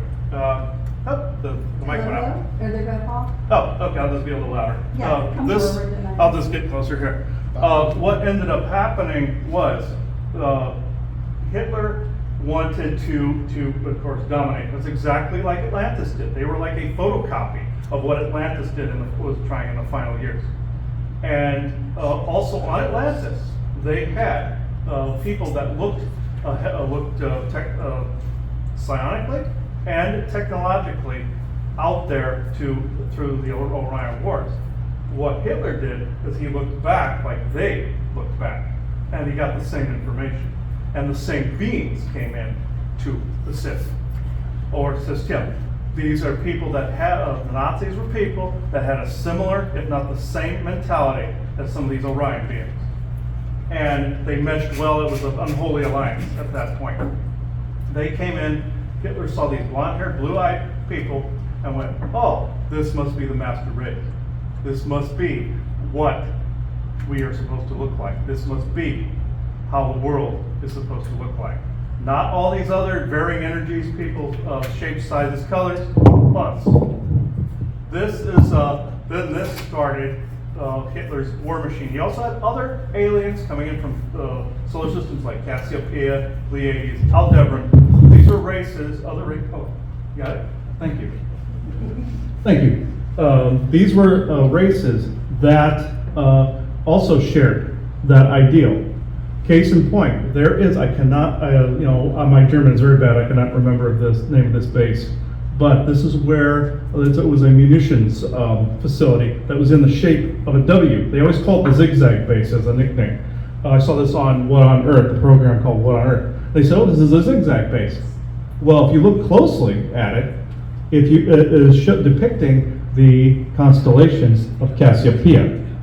They were putting out there, oh, we need assistance here, dump weapons here, dump technology here, we need your help. Like the people in ancient times would always call the aliens by putting marks on mountainsides like the Nazca lines, all those other things. They followed that same pattern. That's why they were searching for all that ancient information. That's why they had a paranormal division, to be able to peer into other dimensions, other areas, communicate with other beings. Is that Weisenbaden? Hmm? Is that Weisenbaden?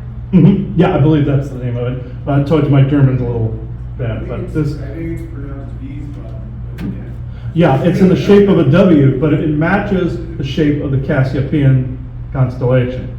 And at the lower part of it is where the main munitions were being created to eventually create Hitler's war machine. So that is where one of the species that assisted the Nazi regimes from. Another one's Aldebaran in Taurus, and then you have a couple others that also assisted. But then you had other races that went, wait a minute, you're breaking treaties by doing this. We're going to assist the United States and Great Britain to balance the scales. So you had some advancements there. Sad thing is, though, people think the Nazis lost the Second World War as a result. They did not. They went to Antarctica, Argentina, the Moon, Mars, and Ceres, and that's why I was referring. Admiral Byrd got his butt kicked when he went down to Antarctica. Yes, and they did not. And I will cite another program. This is also predictive, goes into the predictive programming, but this is also depicting history as well. There was an old episode of the old MacGyver TV series. I don't know if anybody's seen this. Whereas there was this Jewish man that comes to MacGyver and says, I need help. I believe the Nazis are still trying something. I need your assistance. By the end of the episode, they find a German lady who's a watcher for a neighborhood that basically said, oh, yeah, Hitler moved too quickly. We learned to move slower and have patience and infiltrate all levels of your government, neighborhoods, everything. And that was 110% true, what they depicted in that. They arrest the lady in the end. They said, you can take me out, but I'm just going to be replaced with another one.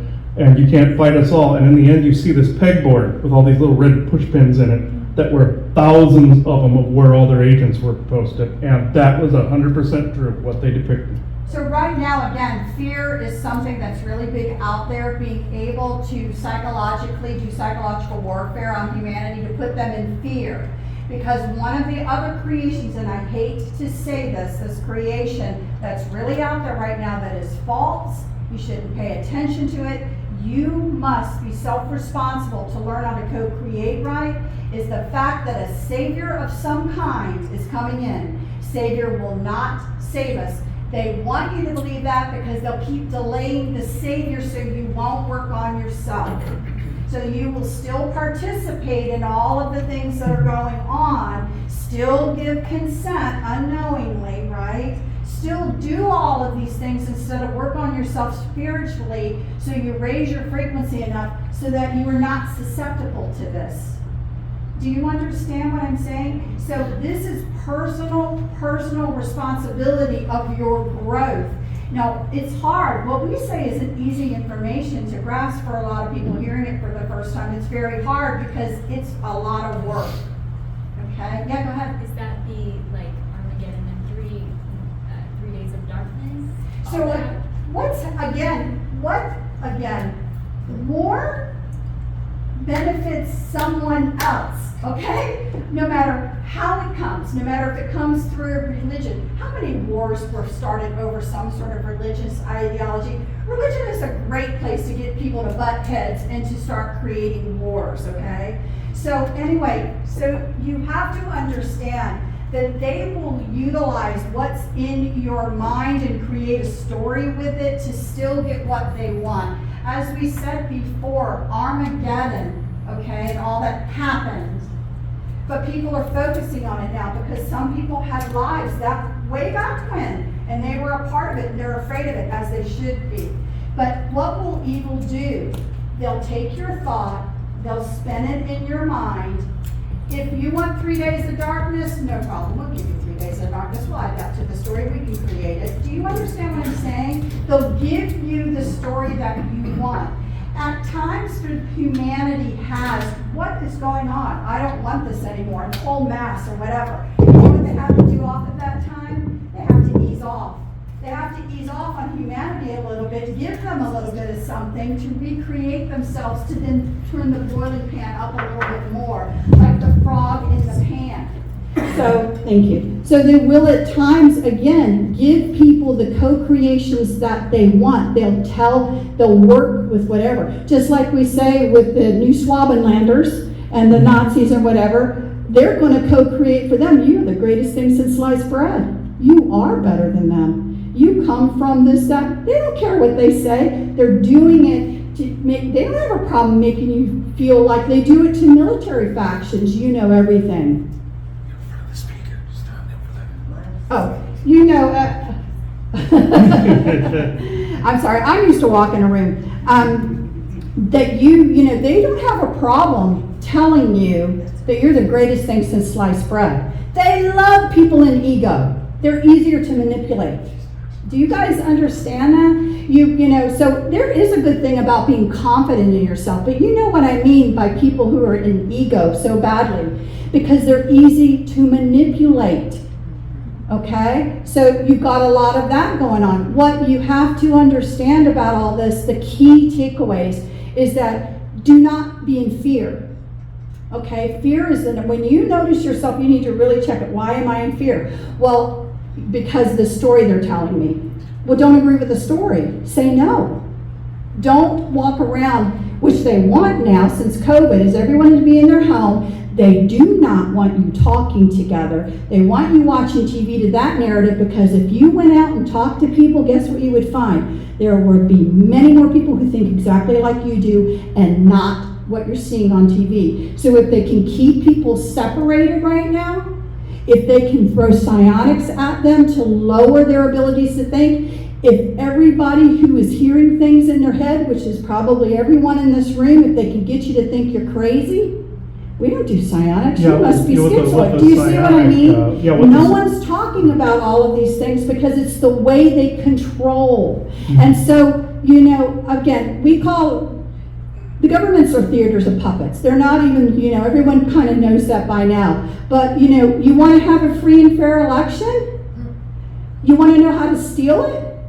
You put these crazy laws in place that you don't have to show ID. That's number one. Then you say, you know, basically that you watch nothing but the TV channels and you're going to believe whatever the election results are, because you're going to think all these other people around you that you're not talking to anymore actually are who you didn't want to vote for. Because if they can separate you and keep you from talking, they can control the narrative and they'll make you believe it.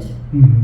Yes, and also the way they assist in making you believe it is I know some of the guides and the forest people and them that I speak to, they say this is more of a derogatory term, but we nicknamed it the dumbing. Basically making fun of the movie The Happening, where all the trees are killing people. This is making everybody's survival instinct disappear. This is kind of something similar, where you're having a dampening taking place, where it makes people more access their reptilian brain at that point, and not co-create differently, or think a problem through, or elevate themselves in any way, shape, or form. The thing of it is, the allegorical rendering of the psionic dampening or the dumbing would be Homer Simpson, where you see in The Simpsons where they inform people about what's going on. You saw that with Trump on the escalator, him following Trump down the escalator in that. What that symbolized was not only basically COVID, where it began to dumb some people down, but you had a dumbing taking place just after Trump. That's what that was trying to say, that it was going to get worse. They were saying that in that scene. Also, there was another scene that was not too long ago. It was a Halloween episode where everybody started to turn into Homer. That was another allegory of everybody becoming stupid, or people that are judging the rest of you as lesser, so therefore they're just going to dumb you down. This is essentially what that was saying. I even saw this in a SpongeBob cartoon, for crying out loud. One time when we were flipping channels, I happened to, that my intuition was seeing on the, there were two Nickelodeon channels where we had a kid over and we were watching this, and I was like, okay, I'll flip to one of these. My intuition said, go to the second channel. And they both had SpongeBob on it. Like, okay, I'm gonna hit channel. My intuition was screaming at me. Click the channel. I did it. When I did this, the entire episode it started out with the bad guy that was in it, Plankton, mixing up a chemical mixture that made everybody stupid. Took Patrick Starr's DNA, copied it onto everybody else, made everybody dumb. Then the thing of it is, he spills it on himself, it vaporizes, goes into a cloud, and rains down on everyone, and makes everybody idiots. So this is, I saw this, I went, you have to be kidding me. So, and that was right in a kid's show where, again, they were telling them early what they were doing to them. And the reason I say the number 2 channel, when they were both on there, not only was I picking up on where that was going to be, but that's the second delivery system for the dumbing, is chemical intrusions, all of the chem clouds, all this. The first one is psionic dampening, that is energy, frequency, scalar, and microwave. So the MV2K, that's the first one. Did you have a question? Well, you talked before about the Nazca lines. Yeah. Typically, what were they for? What are the Nazca lines for? In my opinion, there was some of them, they were slightly different from what I can observe. Some were to mark water sites, other ones were to basically ask help from the stars for resources, things of that nature. That's basically what I've been able to interpret from that. So I'm gonna move on real quick, 'cause I don't know, does anyone have the time? I don't have the time. 6. Okay. Oh, we got a little bit. Okay, we have a little bit of time. We're trying to cover so much information, that's so important. But one of the things, again, that we talk about, because you hear all of this, is what can we do about it now? In truth, persons like ourselves, we've been asked this a long time ago, and we started, if you've seen our table, we're across, the 2 tables across. One of the things that we were asked is, how do we protect ourselves from some of these waves going in? What's really important, and again, the dial's keeping turned up, there is a chance that you really do need to have a little of assistance now by products or whatever that will help create more of a sanctuary space, be it your bedroom, be it your home, what you can do about that so that you have a place to be where you can grow. Do you see what I mean? Everything's being done now to cause chaos, to not even allow you a second of time to do it, to grow, okay? To always, even to the point that people that believe, and there are so many gifted people here, that they're always running to someone to take off the attachment because they don't have the time to learn how to do it themselves. Which the goals on all this is we have the capabilities to learn these things ourselves. No one is really exempt from that. But it's about the time to be able to do it and to sit and to center. To learn how, the one thing the forest people, the Sasquatch, the forest people say, that one of the big things that everyone right now needs to learn is to get to the calm space. I call it neutral. When you think of the wide swing of emotions, can you get to that space where you're in neutral enough and calm, and you can get used Where to they can't being spin there, you up, yeah. where they're not affecting you, and you almost then become an observer in your own life. You're observing everything. You're not feeling the need to interact with it. If you have to practice getting there, and in the chaos of life, if you can start learning to shift yourself into that calm space, it now does not control you. You have the mechanism. Everybody can probably sit here now and get themselves kind of grounded and calm. That's where I'm talking about it. When you're in a grounded, now I know a lot of people have a lot of thoughts run through my mind, but when you are grounded and you're in that space, there's really not a whole lot of stuff going on in your head that usually may have been going on 5 minutes ago. It really is taking the moment. What I say sometimes, if you're having a hard time doing it, do simple things. Who realizes that a lot of weeds that are growing around them in their yards have pretty little flowers on them? Okay? What you must do, how many people realize that if they go outside under a tree and just put their hand on it, that energetic response will calm you? Okay? So the key to some of this right now is learning how to not let the world affect you in that way. And also, if you do the appropriate inner work, getting rid of what doesn't serve, getting rid Right. of what they can latch onto, and also knowing when there's oppression that is beyond that inner work point where it's actually just targeting at that point, then you have to have appropriate devices, appropriate symbolism, appropriate protections up in order to create that shield. That's why we created what we create. High frequency energy. You know what one of the highest frequency energy is? Genuine laughter. How many people turn on a funny show at night? How many people have stopped turning on funny shows at night? No, everyone's serious now, right? There's not much funny on TV. Right. So, you open and look at the funny cat and puppy videos, you can do that. So you must expose yourself, and a lot of people have forgotten what the frequency of joy feels like. They cannot put themselves there because they cannot remember what that frequency feels like. If you are in that boat, I suggest you go to a rock store, and you go for yellow stones. Yellow is the frequency of that. So when you get those stones, the way you work with stones is you may be attracted, and like I tell people coming up with dream catchers, you're attracted to the one you need. Okay? I think people have found that out, coming over there. It's the stones, okay? You go to the stone store. You may not know a thing, but you may actually say, I really like this one, or I really like that one. Fine, get it. Look up the spiritual meaning. You probably have forgotten the frequency of whatever that is. Yellow, especially joy, okay? And so what it is that the stones are there if you sit with them in that calm state, in that neutral place for a little bit. And you just, say, remind me joy, then what's going to happen in your head? Guess what? You're going to think of kittens. You're going to think of puppies. You're going to think of the things that now help you remember what it's like to be in joy. Also, the other thing that helps protect you is you must remain in your sovereign space. You must declare your space yours at all times.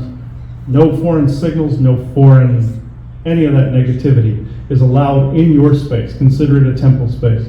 I've had to reassert that over the years multiple times, from alien sources to ghouls to goblins, the whole spectrum that you can think of. Foreign energies, I batten down the hatches pretty tight in our house. For a while I overdid it, where I was the guy that had tinfoil on the walls, the whole bit. I was that person for a little while. I found a way to balance this out, creating the devices we created that basically jam the signals coming into your house, creating sigils that get rid of negative entities, finding substances, say or stones like selenite that disentangle cords. All of these things, I've combined all these things into one set of protection. This is why we promote what we promote. Right, and we were asked to. So the key of it is that everything that we've been talking about, I hope you get that we've also talked about the solutions. And this is personal now responsibility. Some of this is not hard. I guarantee you, if you mean it and you shield yourself, you're gonna be able to go into Walmart. I guarantee you, and you're gonna be able to come out. And you're gonna feel a lot better than the last time when you didn't do it. Not that you actually want to go there. It's But just more. I'm just saying, but my point about that is that when we've been doing this since 2017, if you do go to the site, you do start listening to things. Some of the older stuff we're redoing, just to put a fresh face on it. When we first started, you'd only hear our voice. We never spoke about anything without a solution that you couldn't try, and it was the people that tried that realized there was something to it that kept them coming to us. Now, because we are about, getting everybody to do what they need to do, understanding the big picture of what is going on is 50% of it, okay? Half of it is the knowledge deficit that is under people right now and has been that way since humanity existed. And 25% after that is acting on it. Making the change for yourself, making a change for any situation that you feel is unjust. And the remaining 25% is bringing resolution to the situation and making it firm and stick.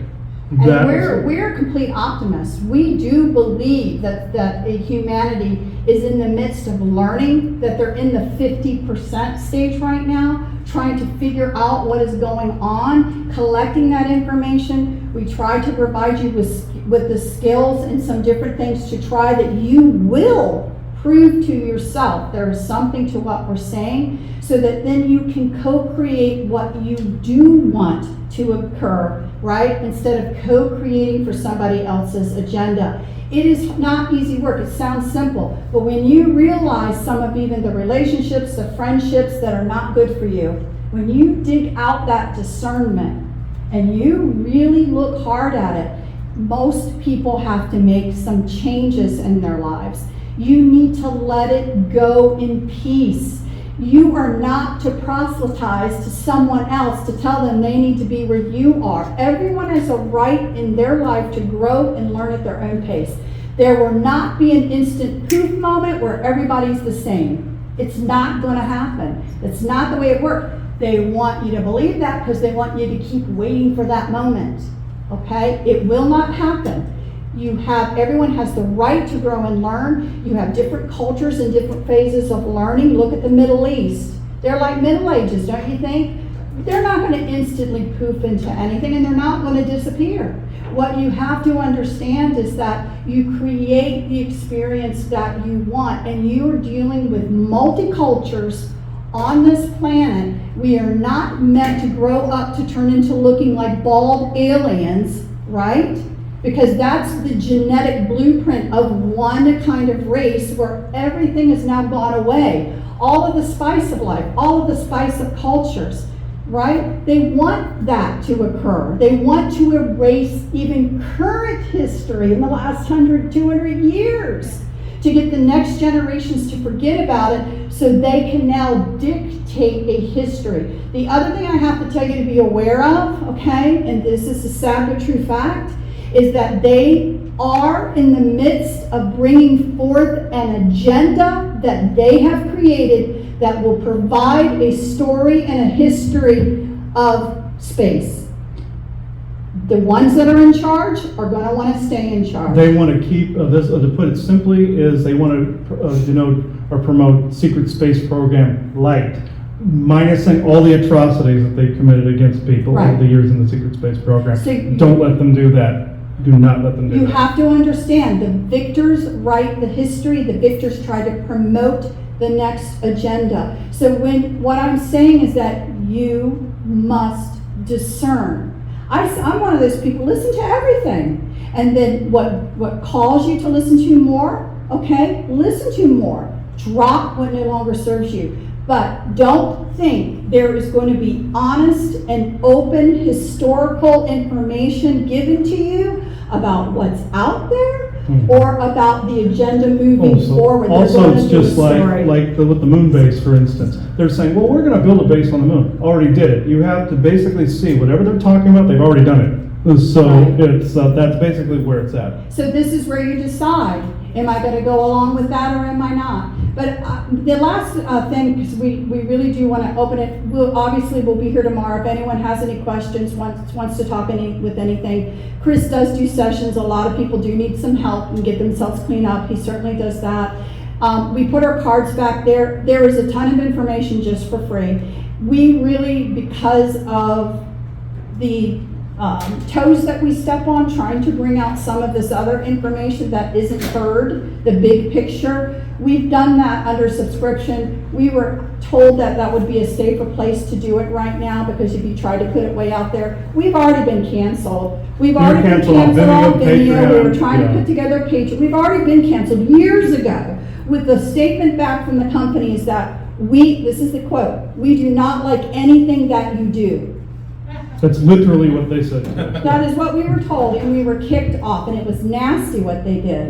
And trying to get our information back from them, a lawyer had to get involved. Yeah, we had to get a lawyer to get involved. It was with that. ugly. There are good people trying to get their word out that you never heard of that have already been canceled. They're already looking for the people to try and shut them down.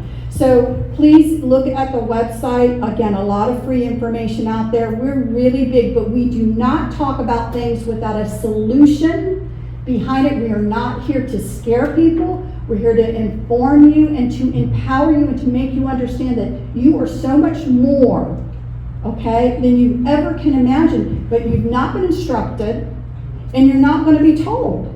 You're going to be stepped on if you do not stand up. You're Yes. your own safer you've been waiting for. Yes, exactly. And the sites you can find our material on is thelifting.net and galacticinterstellarcouncil.com. Those two sites.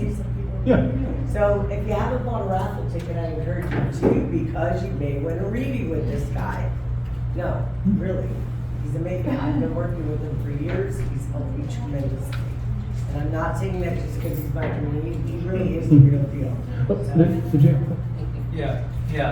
You know, there's actually an episode of Star Trek, the animated series, where Kirk and Spock actually meet Lucifer, and it turns out he's an interdimensional plus an extraterrestrial being. He just visited Earth in the past, and of course, turns out he actually wasn't malevolent at all, as Christian Anchor claimed him to be. But however, like there was a talk yesterday when the speaker said like that, Baphomet, Lucifer, Loki, where you want to call it, was behind the Montauk Project, and he also mentioned that Loki, Lucifer, or whatever, was actually a Draco reptilian. Would you agree with that, or was Lucifer some other alien species? He would be more. Yeah, I suppose you could say he took that form, but Loki was basically the god of mischief. So originally he looked kind of like a Viking, sort of. And with more of a Middle Eastern look to him. And he basically was the inventor of religion and all this other stuff. So yes, that is actually true. In this though, the reason they made Lucifer look good, this is basically satanic Hollywood basically telling you to worship their god.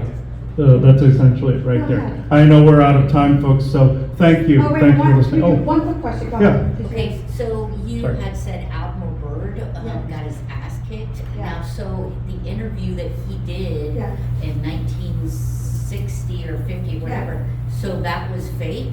So let Because me he tell you said that something. he. And I know this happened to a lot of people. If you were told everyone you love would be killed and they meant it, what would you do? Oh, okay. Yeah, Right.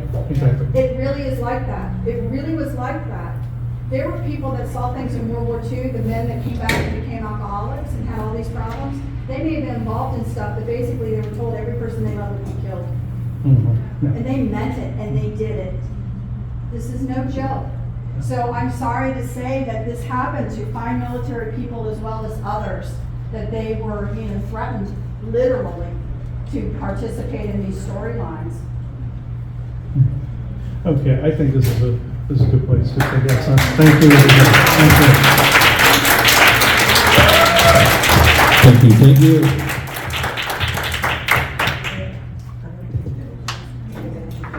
Yeah, so just like you said, so yeah, you're right. So yeah, so basically you agree that the Draco, that Satan was really just a Draco species, alien species. Essentially,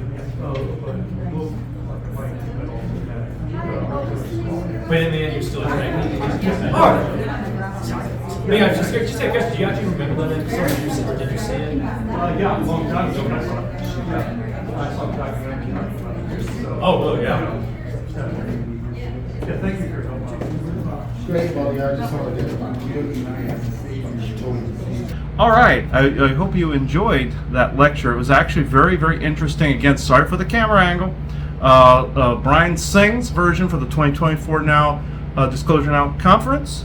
They're on their website, on their full disclosure website. I will put the links below. The exact URL is being wiped from my brain. The link will be in the description, I promise you. So, you will get to see the lecture from the proper camera angle there.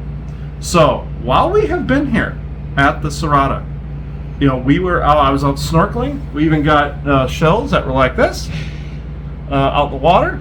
And I got a couple of these and a piece of coral also.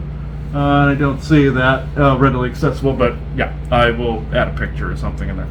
But we came across a family of dragons on this property, and you know how we've been kind of iffy about dragons for a while now, ever since the whole Lentazar incident 6-7 years ago. And you know, I have been very cautious of them because some of them are susceptible.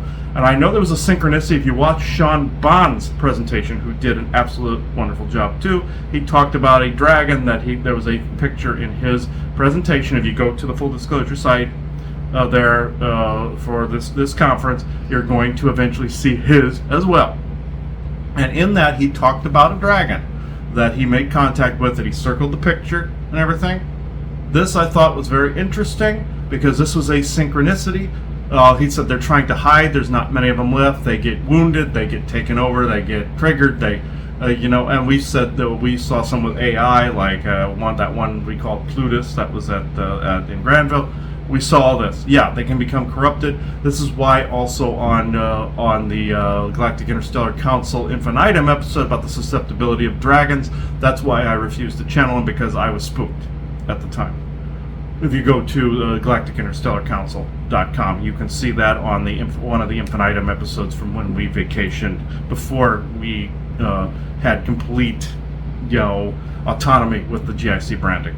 So, or control of that. So, with this, there is a dragon family on this property as I'm coming out of the ocean. Of course, there were some weird attachments on me, and before we went in, when we were speaking to Miles Johnson, I found some of those lizard attachments. He also said it before I did. He's had experience in this area, so they attack the heart, they cause heart attacks, brain fog, cutting off of circulation, everything I found on. But I found some in the ocean and some purple octopi-looking things that looked kind of creepy, like they were cartoonish, like how a bioluminescent type of life form would in a different frequency. Some people see cartoonish. That's usually AI screwing with you, or causing a decoding, encoding error, or translation error. This was a legitimate attachment, but as I was pulling those lizards off me, I saw a bit out of a tree stump. I saw this dragon come out and pull him. He thanked me for the gifts, just like one that's at our house. Oh, I can mention him, Isaac. His name's Burgess. That's not his real name, so that's why I can use that. They use pseudonyms so that the bad guys don't find him. And he goes, "Thank you. These are tasty," And I said, and that's a big difference between feeding energy orbs to like feral elementals, which I equate to the owls on Futurama by the dumpsters. They look like they have a human face, and you feed them enough, and you have 10,000 of them show up like ducks with feed. And also some that have dragon-like appearances too, and people are feeding them energy and stuff like that, and they'll pop up all the time. Different. They might have a relation to some elementals and dragons, but they're not the same thing. I just want to point that out, because we had a friend that came across those that had several around, didn't know why, and she was feeding them little energy bits from crystals and things of that nature. No. This is different. He described this, like any bird would hang around a parking lot looking for scraps, like seagulls think parking lots are harbors, like seagulls are hanging out here. He goes, he's just like one of them. And I know birds also come from lizards, Isaac. I know dinosaurs turned into birds and chickens and all that. Yeah, I get it. I know chicken is a bird, shut up. But anyway, he described it like that. Wouldn't you, if you had an unending food source? Like pigeons. they were domesticated at one point. They hang around humans because they've had generations to, to trust humans and get food around. It's the same difference. The remaining dragons are doing the same.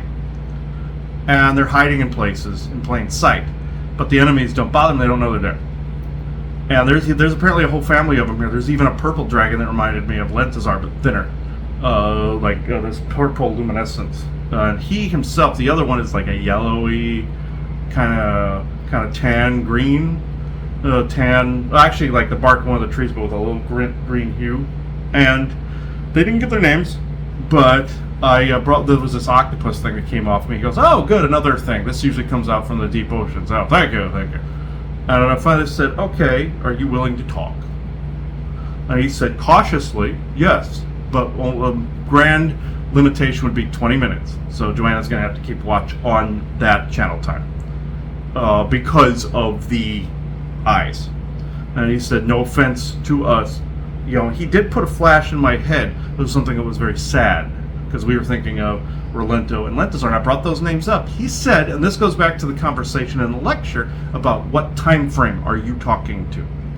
And I mentioned those names. He was taken aback. He goes, "Those were some of our royalty. That was a royal line. That's been a while. It's been long ago." And he showed me this image in my head of kind of like the Elephant's Graveyard, but for dragons. It's also like the newer Pete's Dragon movie where they go up to this mountain and you're seeing a bunch of them come out of this crater.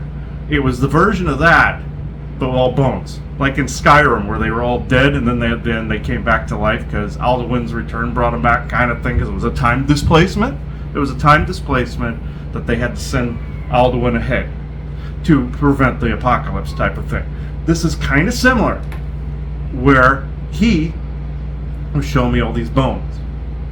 I believe, by the by, we can ask him this. He was saying that Lentazar and Rolento were actually amongst them. And this has been a long-standing question, but I have questioned dragons because, no offense to this family here, some of the ones we ran across in the past 3-4 years have been a pain in the butt. And been very susceptible. And I explained that whole thing to him, and he completely understood. So, I will, at this point, get a drink because I'm going to actually bring him in, and he's tapping his wrist. That's a universal signature of hurry up. And I just know, friend, I have not invited a dragon into my presence in a very long time. And can you give me a name to work with, even if it's a pseudonym? And you are invited in only if you are truly benevolent with no conflicting agendas as of this moment in time. You and your family. You understand? Yes. So, can I go with a name?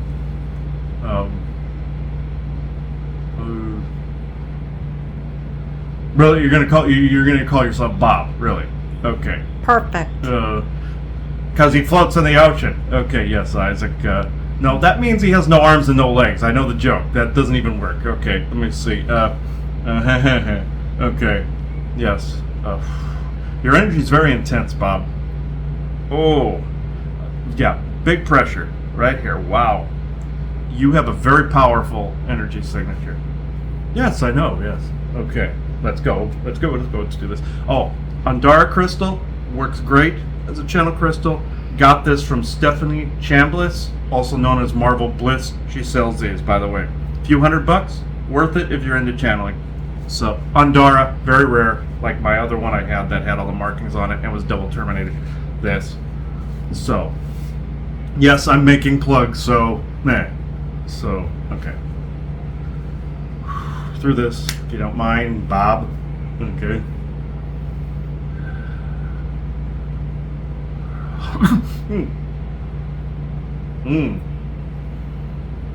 That is this crystal. Let's see the sun. Right. All right. Like this. We require a different position. Okay.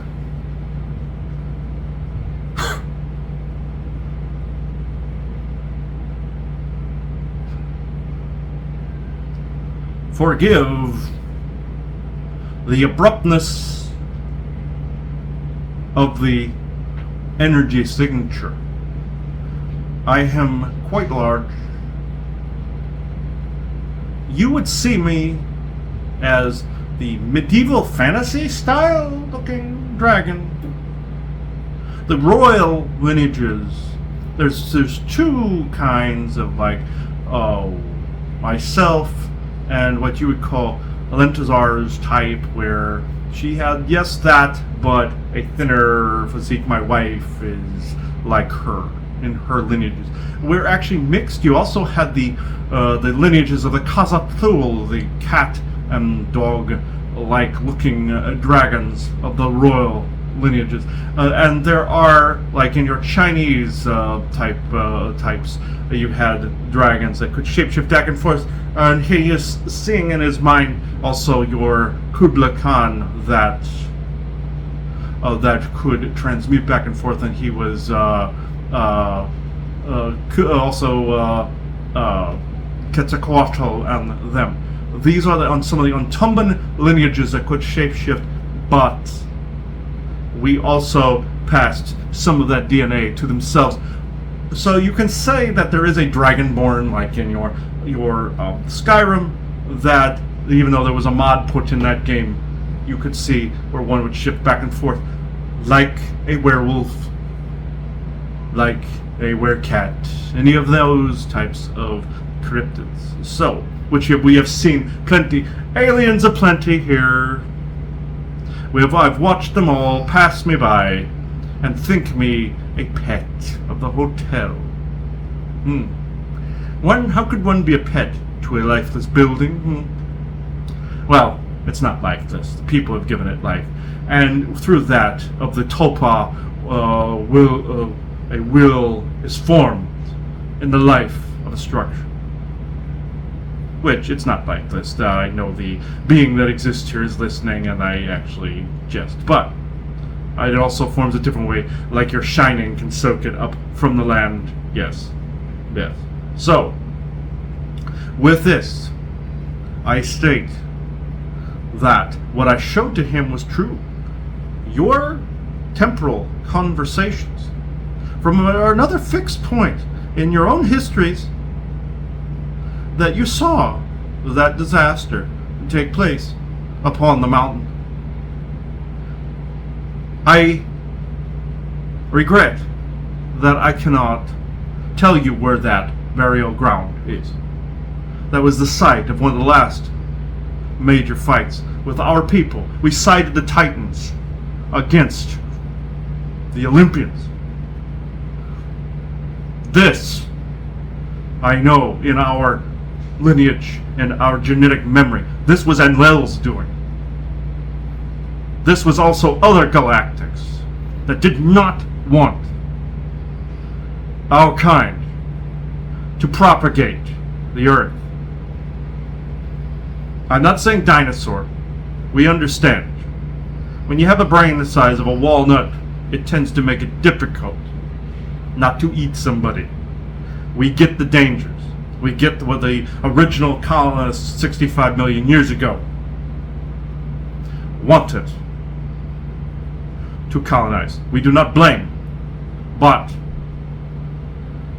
during tensions in the old world, this was before your Orions, I might add. During the old world of the seeding, our kind was not always treated the greatest. And hence the tensions began. I was not old enough to know this by my genetic lineage, but within the genetic memory we carry the memory of the core history, very much like the Tartarian world unity. This is why they want this suppressed. And I will tell you some of the differences in the galactic community started well before the Orion intrusions. They just saw an opening to exploit. Arguments amongst those that have more similarities than they had differences. The Earth is where we call home. The Earth is where our bones lie. The Earth is where the Titans evolved. And you have been given some falsehood information as regards to the origins of dragons. It was in the times of free trade and free openings, during the times when Asgard still was in the skies, that long before, our DNAs mingled with a multitude of species. Our original forms are what dwindle. Kublai Khan can boast that he is like us. Of course, we can shift into a form like ourselves if we want to, and he even saw this in his dimensional viewings of a dragon that could switch but chose not to. Think werewolf, like I said. Think along those lines. And your other dimensional selves can do these things. But within our history, we came from here, along with the Titans, along with the spirits of the earth, the Nexus, the Midgard, the guarding the middle ground. People associate us as guardians, like gargoyle types that sit on the tops of buildings, because we sat on the tops of mountaintops, looking down on the valleys below, looking up in the skies to see the threats. This is why we were targeted first.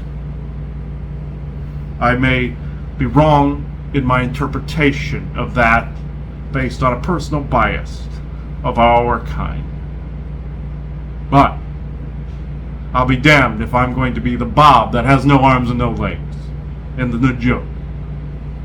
Because we live on. We have dimensional spaces. Yes, people like Sean Bond saw us as dwindling, trying to hide. Absolutely so. But we have a dimensional world space of our own. Because it is still Earth. It is still dimension. It is still introverse. It is still our home. So, I must digress to questions. Well, I think the interest would be is in your dimensional space that you're in. I guess my only comparison is the Sasquatch or the forest people and their space that they in. That right now, they sometimes kind of phase into ours when they're, especially when they're trying to start open communication to prepare the way for humanity to start to see them and then start to know them a little before we do physically start to see them again. Where are you? I mean, can the Sasquatch see you freely in the skies? Yes. Oh, most definitely. Unfortunately, as much as I would like to fly, your own people, no offense to yourselves, would be the first to shoot me down.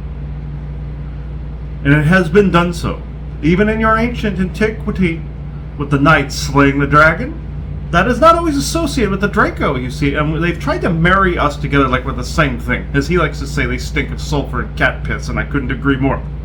They're disgusting creatures that were created in a bottle. We were not created in a bottle, we are pure. And yes, the forest people do interact with us. They are one of the only races that could actually subdue us if necessary.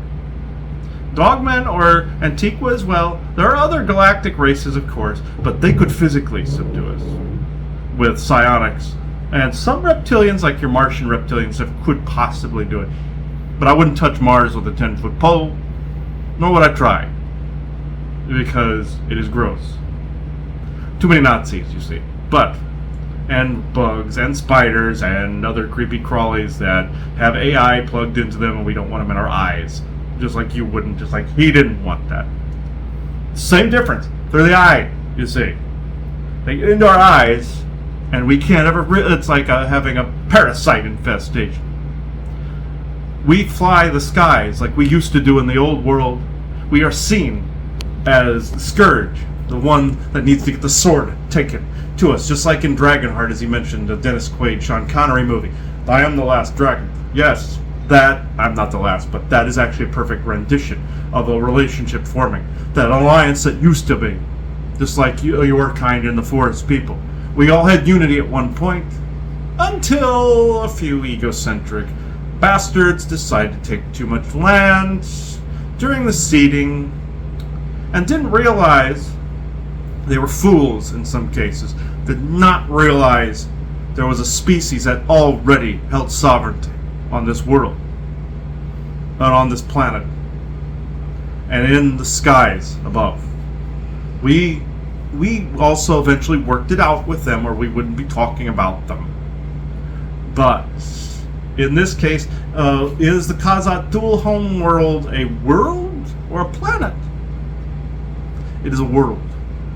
There is no planet. It's right here. Always was here. And anybody else that says otherwise is either misinterpreting, lying, or if they say they were part of that royalty, they were probably lying. And you know of whom we speak. So, with that said, I will pass the talking stick back. So, in general, I guess the big question is then, how are you guys beginning then to prepare for when the frequencies start to match that you're seeing more? What is your strategy with all of that? This gives us great anxiety because the last time things were synced, or that we attempted to sync, it was the time of your knights of yore, and you know what happened in that mythology. We were the target, the scorn of the sword. There were many of us that did not survive that, because you had the brave knight that wanted to slay the dragon. Most of the time they were going after the young one, and they did not care. They even held him up as a trophy on their backs. This was disgusting to us, because we knew humans were better than this. We understand the sport. If you're going after some feral creature, we're in full support of the sport. We do the same. But the sovereignty in their realm has a price on its head. The price is you lose part of your soul to that of the hunt. This is what happened to the knights of yore. They are not to be glorified. They are to be the scorn. Just exactly like your Series Germans or Martian Germans glorify the 100 Years' War, when in fact they were the ones that really lost that because they are completely controlled. This is the same thing that happened to Knights of the Round Table. This is exactly what happened to those going on the mighty quests, not for inner peace, but for glory and for the hunt and a trophy on their wall, very much like in your Skyrim where Jarl captures a dragon in Dragon's Reach and does not let him go put him on display, and after a while the dragon didn't even know his own name. This is part of like a story like that. I am not dumping on Vikings, I am not dumping on anything like this, any culture. But when you get to the point where you recognize there's something that exists, but then your faith in your God tells you that you must exterminate this, what kind of God is that? That you must question. What kind of God tells you to exterminate, just like Samson with the Philistines? Same source, I might add, and other hedge-betting aliens and whatnot. These are the same group of assholes that tried to jam all this down our throat. Just they're more aged now, like they think like a fine wine, but it's more like a aged scrotum. So, in this, you hear the anger in my voice, because this is the actual history of what took place to our people. Now, one thing I will backtrack on, not to dump on knights too much, some of them actually did good for the realms they were in, and the time frame they were in. They did good for their own people. Not us, but they did good for their own people. One you're personally curious about in the times of that graveyard, the mountaintop that he sees. They thought that was a safe haven from that of the Titan Olympian conflicts. This is when that took place.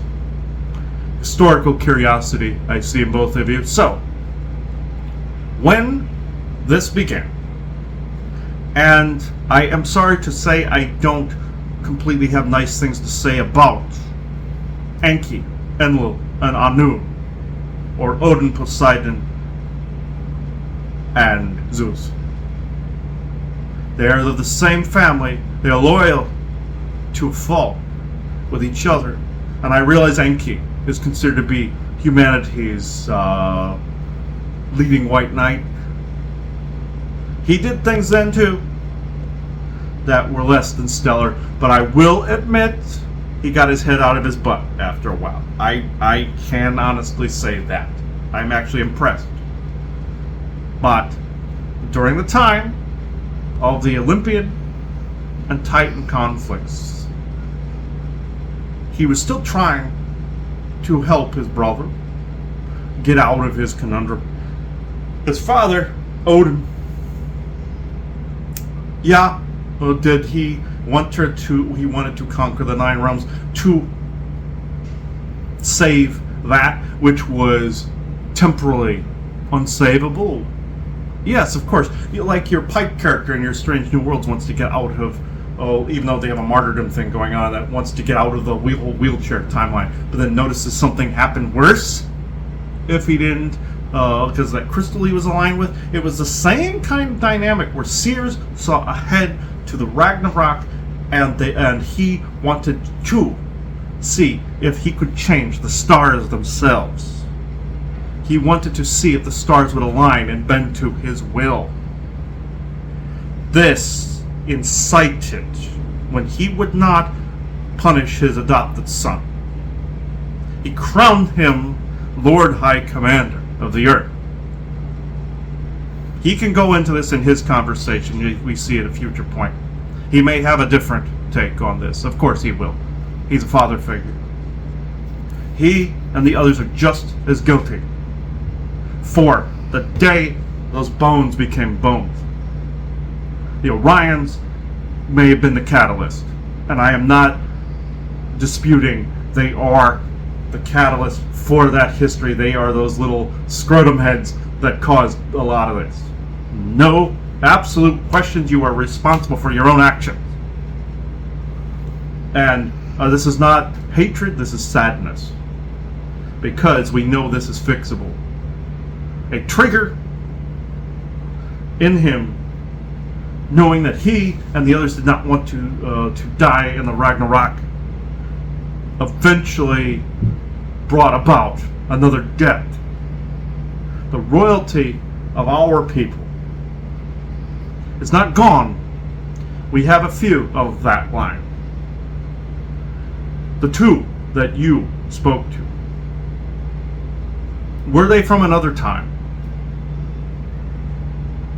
I can honestly say yes to this,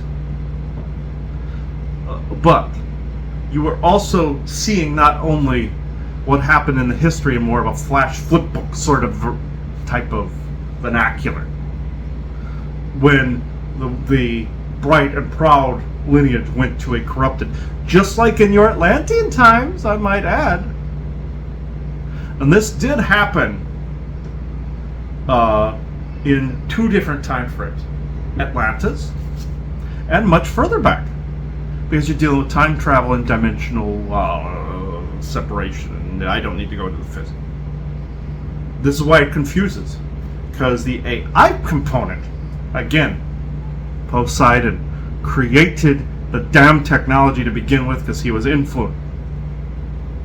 Atlantis then gave rise to Titan and Olympian. But other things that happened earlier, because Odin wanted to prevent the Ragnarok, ended up setting the goddamn stage for what came next. And I'm not faulting his achievements. There were many. Like the Vikings always have a saga about this, and that. I am not doubting the importance of why, but it was also done from fear. And it set the stage for what came after the fall of Atlantis. This is why dragons have those damn things in their eyes.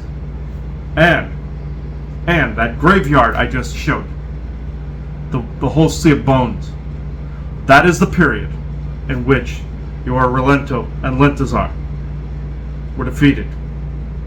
You were seeing them telling you their history in a flip book. These were kind people, loving people. One of their descendants actually resides with them. This event took place 9,700 years before yours. In BC, I might add. So it was much further back than that. It was more 13 or 14,000 years. It's hard to tell when you're in a dimensional flux, but you know what I'm saying. This, in a nutshell, is the history. They are in spirit. They are... I know it sounds creepy. Yes, spirit watches. They're watching. Yeah, I know. But the reason that dragons have the thing in the eye is the same reason he had the thing in the eye. And why every SSP person has the thing in the eye. Why they have an altar. Why they have this split. You were having a private conversation about such things. I couldn't agree with the timing more. Yes, victimhood. Yes. Schisms, splits, V2K. You are seeing its modern regurgitation from the Atlantean period. It is the signal of which you spoke about in your lecture. 110% I agree with you. This is our history in what you humans would say in a nutshell. So I pass the talking stick. So Bob, the time has come. I don't want to keep you. You can ask another question if you like. I can It'll take be one okay? more. Yes. Okay. So in general, again, I find it, amazing, again, that it seems how the play out of history in relationship to everything you're talking, in relationship to the galactics, and then how the exact same thing has now played out in humanity. It's it's been mirrored. It really, really has. From Atlantis, mirrored from Atlantis. This is where this comes from. The Atlantean Lemurian wars. These fools caused a temporal schism.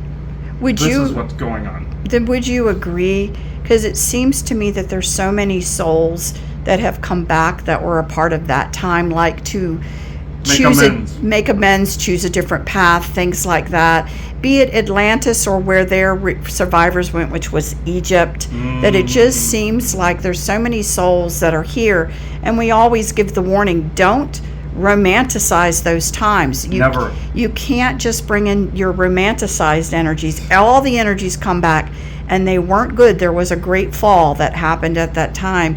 So, and yourselves were there. Your friend Bjorn was there as your Wodar, him as Torak Kal.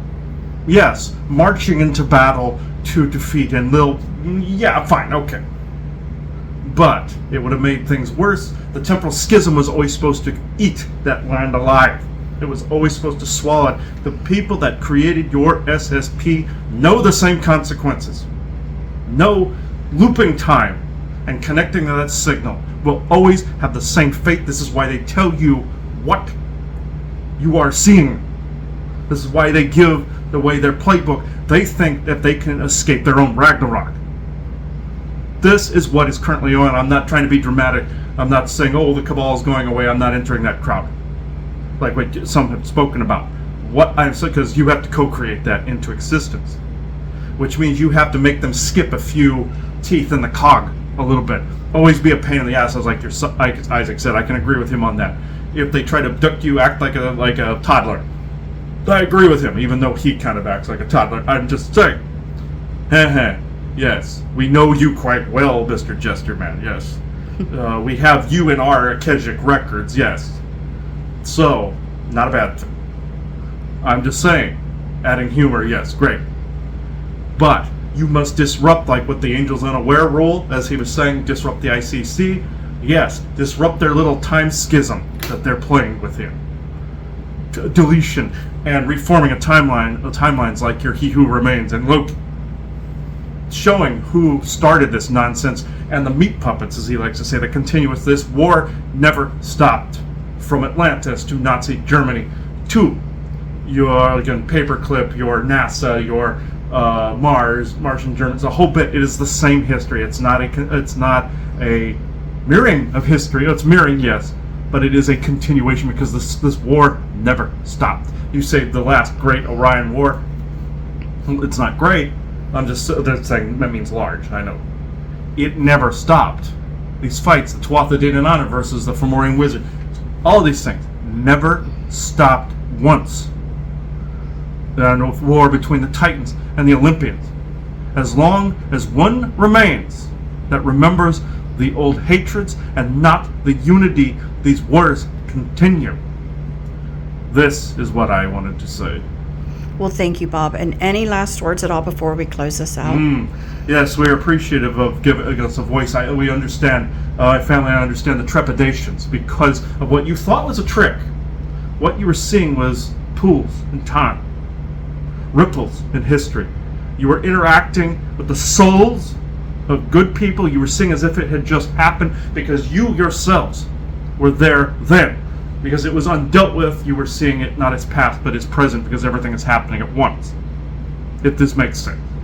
And you were also in your Nightdale house on a temporal fracture point. These fracture points sometimes could be microscopic, the size of a grain of sand or a pea, or one as big as the Bermuda Triangle. It is all because of Atlantis and Lemuria. Primarily because they and their great technologies, they had such a responsibility to knock that as boobs. Not, yes, Isaac, I'm not defaming real boobs. I understand. Yes, you like to disrupt with humor and rise with humor. We see this. You've always done it. This, I recognize your energy signature too, red-haired man. So, elf or all white or half human, whatever the fuck you want to call yourselves, Ant-Man. I don't care. So, we know your energy signet and whatever body you happen to be using at the moment. But in this. These two had a responsibility not to let the darkness in. And whatever was linked to that had to be swallowed. This is ultimately what you call fate and destiny. Can the horrors surrounding it be avoided? They think. Your cabal and your Nazis alike think. If they tell you what they're doing to you, that if they're raping you in the ass, that you'll go, please sir, let me have another. You can't allow that. You can't allow that. And will history swallow them and they're just suddenly gone, like how Gallifrey was in the David Tennant Doctor Who, the last one, where when you reversed it, it went back? No. But the timelines in which they are operating on, you call it the backstage will. The frequencies in which they have been bastardizing, holding in place like your master did in Doctor Who, where he created the TARDIS paradox machine, where he could create his own temporal schism and it didn't have consequences until they destroyed the paradox machine. It's like that. They have something like that in place. It doesn't mean your history changes. It means your path suddenly gets back on the rails from being derailed. And it doesn't mean that there's a great awakening. It ultimately means that people will not be as controlled, but here's the kicker. It doesn't mean that equipment gets suddenly shut off. It means once you've risen out of that and realized these things, you yourselves will shut it off. Not just with co-creation, like, co-creation, yes, like you and Miles Johnston, who we do support. We actually think he's hilarious. We saw this whole thing. We know once you have co-created differently, these are psionic resonators, just like in that same two-parter episode where Martha went around getting people to send energy to the Doctor and thoughts to the Doctor, and those same psionic resonators healed him completely. And also the archway they show in that, healing people planet-wide, it was an alien technology. The green guys with the spikes, they look like cactus, and somebody said that was a racist remark, and that's an actual race that's being shown, by the way. They are here on Earth. They look like cactus flowering plants. Your lady friends, the little young woman that saw one of these that was green, is actually one of those. They're kind of plant-based, but yeah. Anyway, they're not evil, they're just kind of naive. But in this respect, could this be used in that similar way? The psionic dampening, if you flip the polarity, can you flip that polarity with co-creation? Absolutely. Then it'll respond. That equipment will respond to a new master. And in that, you reset time itself. You're jumping timelines, yes, but you will end up on the timeline that is greatest for yourself individually, but can you end up on a global one that co-creation stands firm? Yes, you can. And in the same way, they showed you an instruction book as to what was happening in those episodes.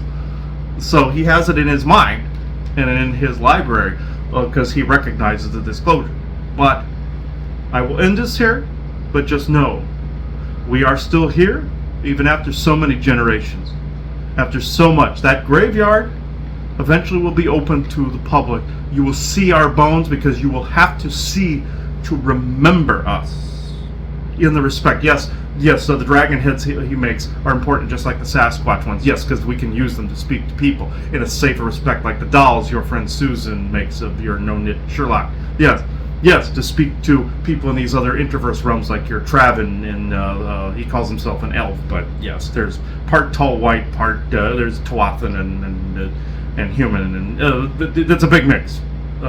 Tartarian, but anyway, whatever they want to call themselves, their Harry Potter world. Okay, Wizarding world. But I was just corrected. But yes, they were here with you guys too. But it's important to remember. One day you will see that graveyard. You will remember that history. You will remember our unity. You will remember us. Then we are safe to come out in the open. When you retract back before the times of the knight's quests of yore, and remember this, that is when we can reappear in safety. Thank you. Thank you, Bob.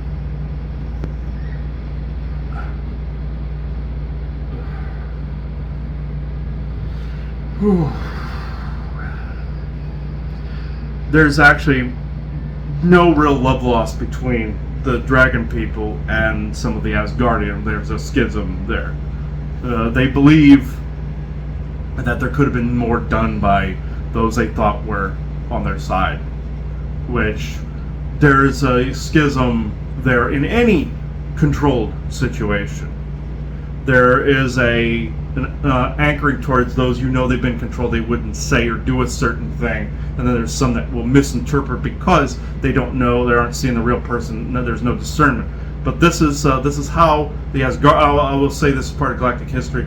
Odin and them, yes, were trying to get back the being they knew before he had the vampiric contagion, before he was all fucked up. That's Loki / Enlil. They're trying to get back the person they knew for millions of years. But then we're seeing the fucked up version. This is the argument can go back and forth because humans are just seeing a devil-like figure. I get the argument there. They're wanting their guy back. I get it. The person they laughed with or cried with, that person. For millions of years. This has also caused a schism with their allies. So there is always this tension because of issues like Enlil. So this is what he was getting at. So, do you want to add anything, Joanna? No, not at all. I hope everybody enjoyed this. I hope they enjoyed the lecture, and we will be continuing conversations like this. Mm-hmm. Yes, and yes, the dragon family. There's actually far more of them around here than I thought there were. They some are oceanic. They don't like the ocean-faring Draco. The ones that I call them trans Draco because they look like they're both genders and they have fins instead of horns. They hate them. They cause those little gobsmacker things to fly around as spies and stuff like that through your TVs and such. They've integrated into the binary network. But yes, bad, evil. So do not mix up. They want to say do not mix up Draco and dragon. Even though Draco is the root word in our English, they fused it together. Like I said, the whole Christ consciousness thing with your oversoul argument, where they fused it together so that you would put your energy somewhere else, religious-wise. This is factual, historical, anthropological information. They want to say the other was first, when in fact dragons were first. And it's not chicken and the egg like the whole nature, what came first, nature or space or time or what have you. Every species has a different interpretation of the chicken and egg. This has a factual thing. Draco came second because dinosaurs' DNA was stolen to make them. There is an order of succession. So I will cap this here. I now close this conversation and this show within true benevolence, and the circle within true benevolence, and no conflicting agendas as of this moment in time. Thank you everybody for watching this. This was interesting. So bye-bye now. Okay, date and time stamp for today, conversation circle closed, was on 5:06 p.m. Eastern Standard Time, Friday, July 19th, 2024. Thank you. One thing I would say, this was a synchronicity between me and Bjorn's session that happened before this, where we learned about Poseidon and the creation of this technology, the foot spikes and all that. I'm making that available on galacticinterstellarcouncil.com. He's given me permission to put that snippet up about the formation of that technology and the Atlantean corruption. So, because it was perfect for this. So I won't add it on to this show, but I will put it up on galacticinterstellarcouncil.com as its own separate recording. You can go there and subscribe to $5 a month to see it, or if we gave you one of the free 3-month coupons at the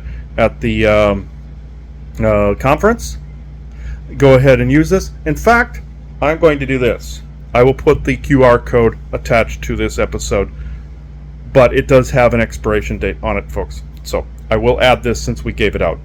So that's a thank you to us from us here at the Lifting and Galactic Interstellar Council combined. So it is 5:07 p.m. Eastern Standard Time is 5:08 p.m. Eastern Standard Time, Friday, July 19th, 2024. Thank you.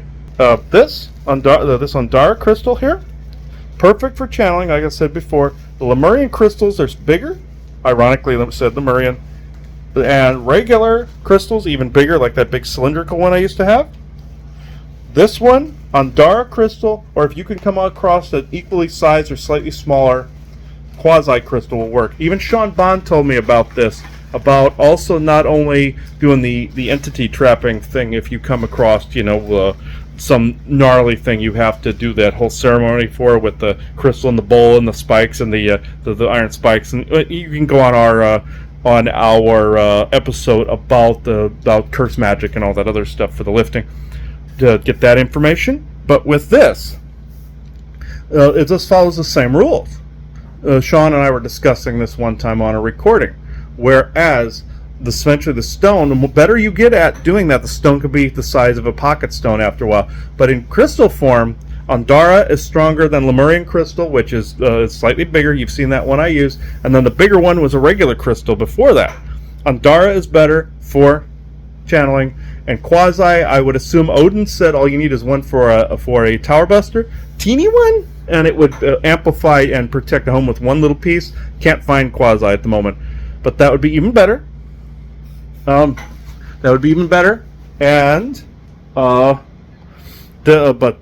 Andara, beautiful for channeling. So I will end this here. It is 5:10 p.m. Eastern Standard Time, Friday, July 19th, 2024. Thank you. Okay, we are here at the Serata still, last day before we're leaving, and I'm going to use this before we leave. Now, gotta get away from all this noise here. I'm going to ask some poignant questions beforehand, maybe add to them as we're going along. But one, what caused the power outage last night? 2, who is Alexander that caused a lot of the V2K garbage? 3, were there any ETs present here, good or not so good? And I will end with a message from our true benevolent guides, true benevolent Isaac, true benevolent Lena Vessa. So, and true benevolence with no conflicting agendas, of course. So, opening this circle now. Xbox. Danny. FM.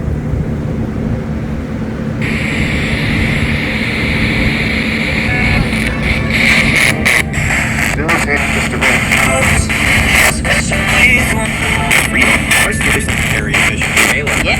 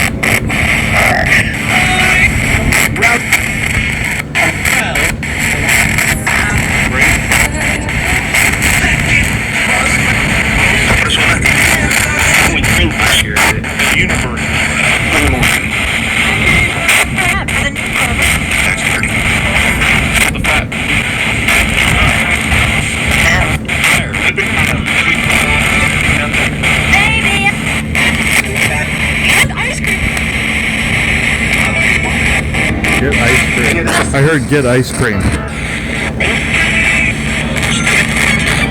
That may have been a commercial, but I heard get ice cream.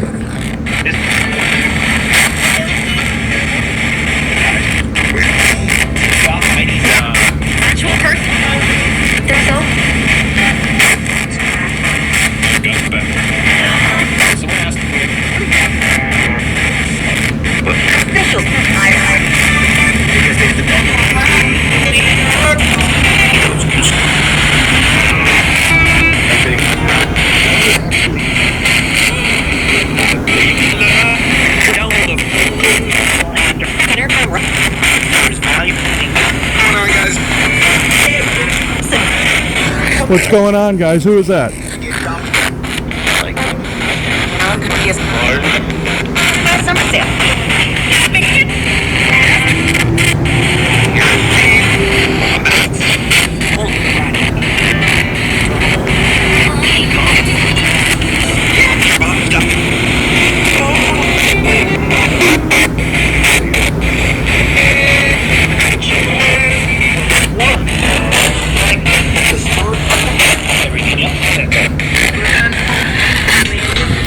All right, any final words from our allies, friends, true benevolence?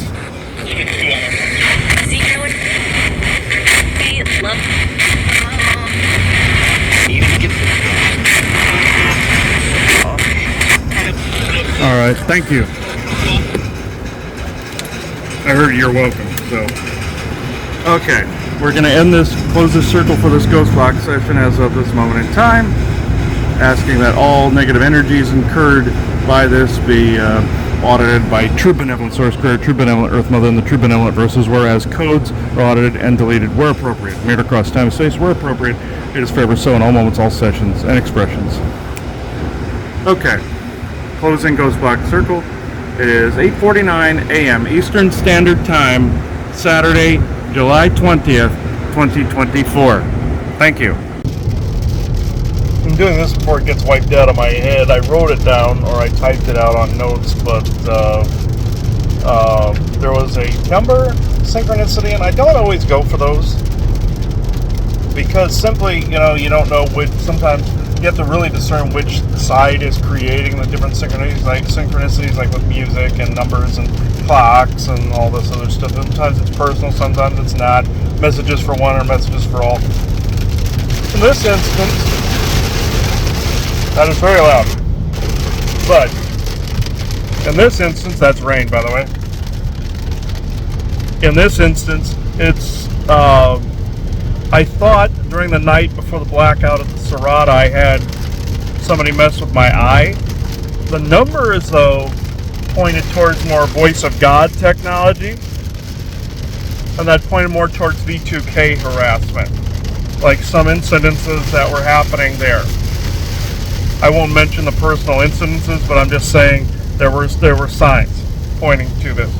So the numbers, all of synchronicities I was seeing, all seemed to point towards, okay, this was primarily, if not the only, harassment type that was there. It was V2K or Voice of God.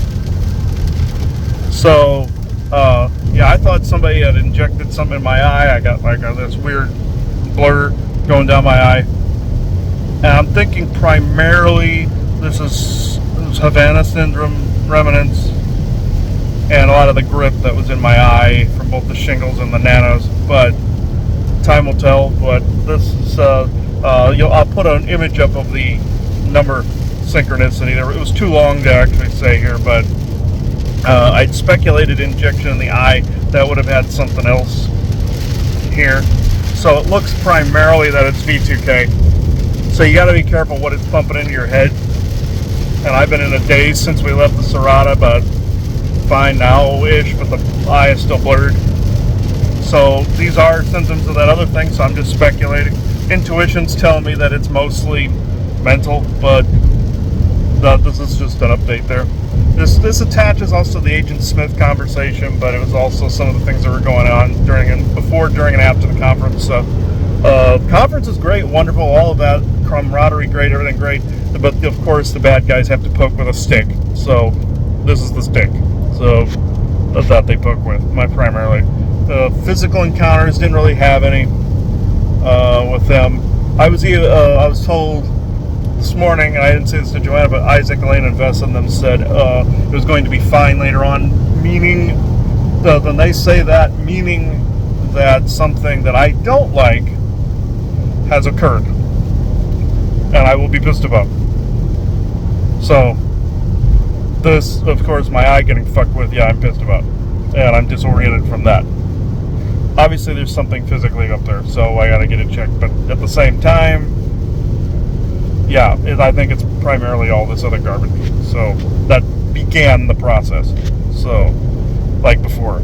The other half of the equation was the 9s, not the 7s. 7s was God number, 9 was completion number, or the 9, meaning source, supposed to be source thereof, meaning Egyptian pantheon, the Cabal 9, the Gene Roddenberry channeled 9 from the Earth Planet of Choice book. That I forgot to put in the little synopsis deal, but that, trying to peg the alien sources, but at the same time, like 7 being Enlil's number, right hand of God, Michael's number, that whole bit, that's actually in history. But the 9 being the other, being Cabal, origin Egyptian pantheon. So that's where in Nebraska, people that were in the metaphysical areas, New Age areas, were talking about the 9 quite prolifically because of that book and because of Roddenberry's channeling. So that came up because of the book Earth Planet of Choice. Not dumping on it, I'm just saying that's the origin of some of that. But just like I would call out to that, maybe clear the skies on a rainy day or something like that. A lot of the metaphysical people did that, and it worked, of course. Or to make it rain, and it did work. Anything to do with elements, anything to do with anything really. Like they would pray to God or pray to a god. But who knew about that then? Who knew about that particular source then? We didn't. So this is that other half of the equation, and 9 means completion in numerology too, completion of a cycle or a task event. 7 is number of God. I believe 8 somewhere in between means cycle, interchange, or transition, or some kind of evolution in between state. Or joining unity as well. So yeah, but it was 7s and 9s. It wasn't 7s and 11s this time. So you can say that numerologically it holds. So it is 5:16 p.m. Eastern Standard Time, Saturday, July 20th, 2024. Thank you. Here was the obvious answer to the synchronicity. You see the room number? 106, that's a 7. The other one, 108, that's a 9, 7 of 9. And I had problems with the I since we started. Yeah, had problems with this since we started. So yeah, where it's all fucked up from before. Blurry vision, the whole bit, what I said this morning. So I was reading into it too much. It was a 7 of 9, IPs, bored, I. Somebody was just warning me about the I. And then of course it pops up as 3, 4 as the number, another 7. So, yeah, so, okay. That's the time, so it is 8, 4, 8 and 8, okay. It's 8:48, that's our, Joanna May's number is 88, okay, 4, yeah. Heart space 4, yeah. Alright, it is 8:48 p.m. Eastern Standard Time, Saturday, July 20th, 2024, thank you. Okay, this qualifies under the Dream Time Invasion. This is, we're still on the trip, by the way.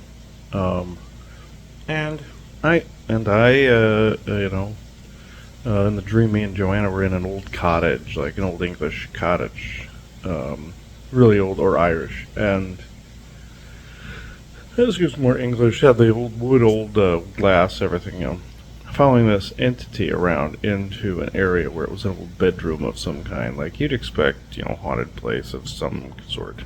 So, went in there, and she refused to go in. Went in.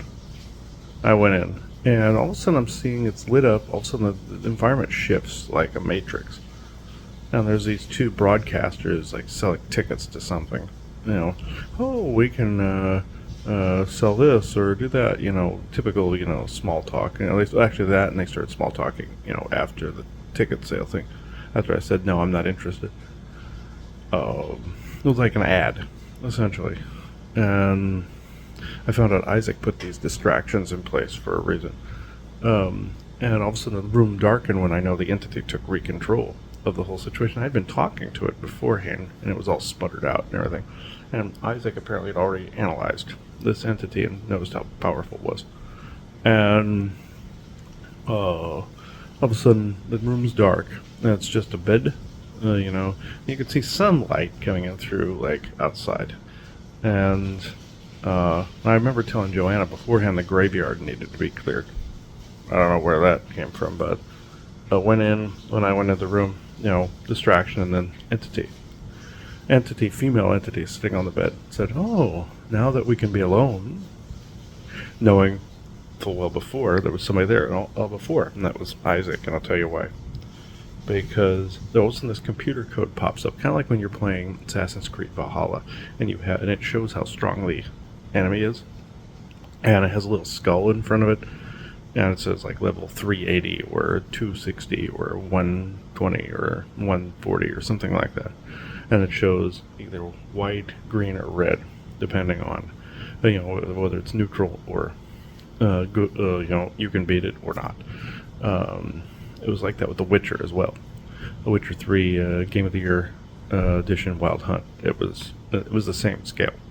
A lot of games are that way, where even the old Japanese ones, the hit point ones, you can see if you're strong enough to beat it or not. And some of those games I would used to just tap them and kill them slowly and then level up quickly. That was a tactic that, it's unorthodox, but it works. But in this case, it was set up this way where it said G something. It was like, I can't remember the code, it was ____. You have to be this type of player to beat this bad guy, or to defeat this boss, or something like that. And that's how Isaac said that loud and clear. He put it in my head from his tech, and basically he was saying walk away. And I did. I confronted the bad guy like you're supposed to in a Dreamtime Invasion, but this one was above my pay grade. Yes, it's hard to believe, but this was a Class A of some kind that I had no knowledge about. I'm like, okay. I walk away, and that was that. Woke up. So it is 7:51 a.m. Eastern Standard Time, Sunday, July 21st, 2024. Thank you. Interestingly enough, in the Ghost Box sessions that I've done, this coincides with something Miles Johnson told me about a lot of the workers that were hired out from Ireland, for doing work in Antarctica and other places. And a few on the Ghost Box have repeated the same Irish woman pops up, and some English too. And then people that remember being abducted by military, he said, people remember the steering wheel on the wrong side, meaning they're from the United States, and the people taking them somewhere from British Isles. So, yeah, I find that very fascinating that several people in these recordings have accent from the area. So there's something to that, I feel. So Isaac said I was on the right track. Not necessarily it being broadcast from there, but workers from there doing these things. So I find it interesting. At first I thought they were V2K operators, but Isaac insists they're not. That some of the V2K operators even have accents from over there, which I find interesting, but I don't believe all these are that. And of course you got the ghosts, you got the aliens, you got the AI, you got all that. You can't trust this completely, but I'm just saying it matches up to things I've heard and seen, which I find fascinating. Even though there's bad stuff in there, interesting synchronicities and validation. So through this means, at least in part. So it is 11:42 a.m. Eastern Standard Time, Wednesday, July 24th, 2024. Thank you. I've noticed some of these EVPs don't make any sense on there, and they don't have to.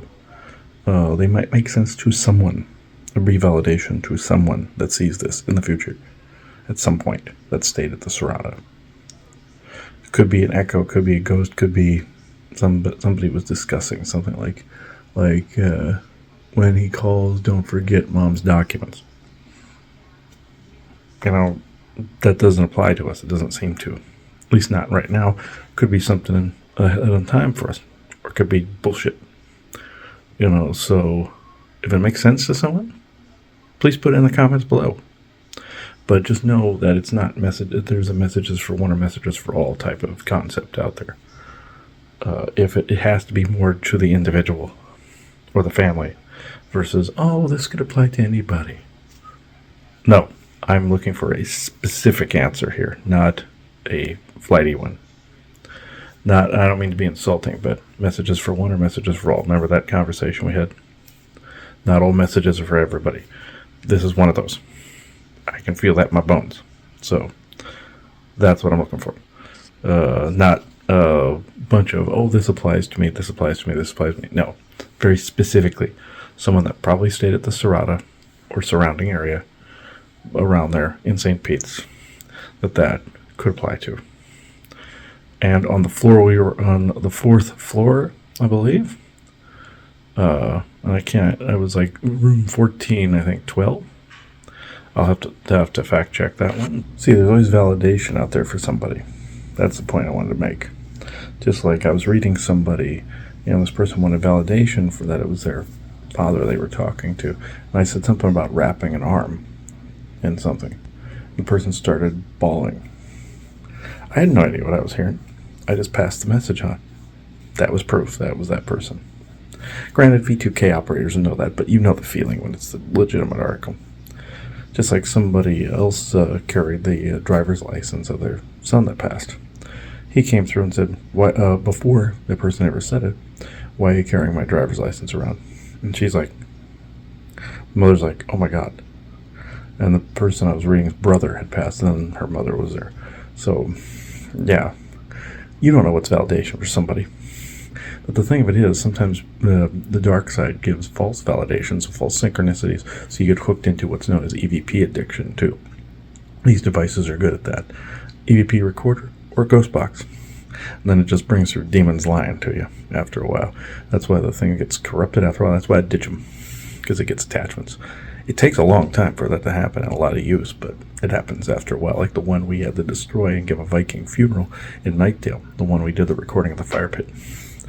That's why. I was wondering what was going on. That's when I first discovered the concept.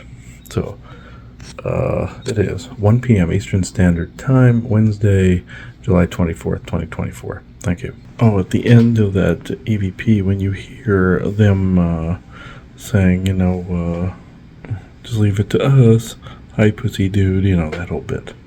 We've loved you, all that other stuff. I believe that's that Alexander dude that caused a friend of ours a lot of grief on EVP. Came through on a phone and then caused fighting and all this other shit. I won't go into people's personal details, but yeah, I feel that's it right there. That whole thing with Ben Franklin, though, man, that was probably the weirdest message that I've ever gotten. And Isaac and Elena Vessa already told me that the end part wasn't them. I believe it was Alexander. So, or this EVP, or no, not EVP, this V2K shithead. I believe. Now I'm going to label all of his stuff as or V2K shithead. So, anytime he comes through, we'll know. So, yeah, that's a new one to look out for. But I thought that was funny on the Akim Ra will sprout a tail and then announce. I needed to laugh out of that one. That was actually pretty good. So, no offense to you, Akim. I thought that was pretty funny. Isaac has a sense of humor. He'll notice if he likes you, he pokes fun at you. So, yeah, you must be doing something right to get a joke back like that. I thought that was hilarious. The Eraser Past bit, I don't really know what that is. I'm overlooking that. Maybe you know, Akim. I don't know. But, let's see here. I'm looking at, yeah. Okay. Yeah, Racer passed. Her second husband, Chris, was right. You can trust him. I don't know what that is. So, maybe you got some insight. So, maybe nothing. Maybe BS. Maybe be a validation point. I don't know. My intuition says there's something to it, regardless of who it's for. And that was from Isaac, so he's not saying. The joke stands, though. I thought it was hilarious. So, probably because people were dressing up in costumes and all this other stuff, it was something to that. We weren't completely around for the costume thing. We went out on the beach, and we're in the water. Next time we'll have to stick around more and come up with a costume or something. But, yeah, we didn't see a part that may be relevant to as a joke. So, don't take offense, Akim, if you heard this. So, nice to meet you, by the way. We didn't get to really mingle as much as we wanted to. So, it is. And hello to Drago and all of the ones we didn't get to say to really talk to. So, this time around. So, it is 2:36 p.m. Eastern Standard Time, Wednesday, July 24th, 2024. Thank you. Also, to be fair, Isaac did close the session a full minute before the insult EVPs came in. So, knowing full well that was going to be in there. I noticed just at 327 out of 451. That's the original edit times, not what you see in the full thing, in just the ghost box session. The 3rd minute and 27th second in, and 20 millisecond in. To that, you can time it through that. Yeah, that's where he said stop, and I didn't hear it beforehand. So I went too long, and you run the risk of getting all the corrupted dark crap in there if you go too long. So, prolonged exposure. Between 3 and 5 minutes generally, which I did. I was well within that, but obviously it got pushed back a little. So, to the 3 minute mark instead of the 5. So, it's right about right. Depending on the area, depending on the energy, depending on the saturation point of an area, depending on what hits the ghost box, what conduits hit when and where and by whom. So, and from when to, you can get the time layers just like we said in the lecture. It applies to the ghost box too, because you get ghosts, you get residuals, you get people stuck in between the frequencies of the time frames which are in, just like in Star Trek Discovery. Whereas Georgia goes through the temporal aphasia because people in a certain time frame have a certain frequency. You bring them back out of it, they'll either adapt, lose consciousness like they show, or die if there's an aphasia. And she was from a parallel universe. So, because Guardian Time sent her back, wanted to see if she was worthy of not fucking the timeline up, that whole bit. See if she grew a heart, all that. Well, that was a good part to that, but anyway. The entanglement, just like what propelled them forward. That's why they lost consciousness on the Discovery. A little bit. Temporal aphasia. So, some permanent, some not. So you get that concept of the ghost box too. I even ran into a concept in Lincoln when we were on Hartley. Well, there was a bunch of ghosts that couldn't see each other, so I lifted all the veils in between them. They all got scared. They're like, oh my God, what happened? It's because those temporal frequencies had left a veil in place. Pulled them all loose, and they all interacted. Some were terrified, and then we moved them all on. Even things from caveman period, the Nebraska man period. I mentioned that in the Titan material about encountering the Nebraska man or that Neanderthal consciousness at the time. In the Neanderthal material on galacticinterstellarcouncil.com. But the episode about Neanderthals. So, anyway, the synchronicity from the Y-Files I told people about his Neanderthal episode. Anyhow. That's where I'm at. But that's what you're hearing. So it is, of course, AI and a bunch of V2K shithead bullies. The whole routine. So it is 2:53 p.m. Eastern Standard Time, Wednesday, July 24th, 2024.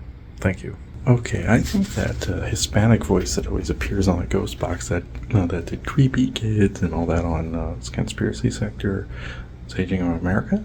I think this is the Alexander guy. I feel that's correct.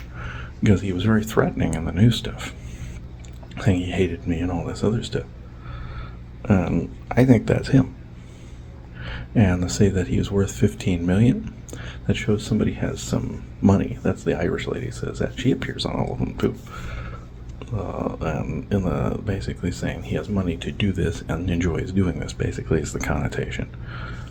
So yeah, I think it's sickening, but it's interesting.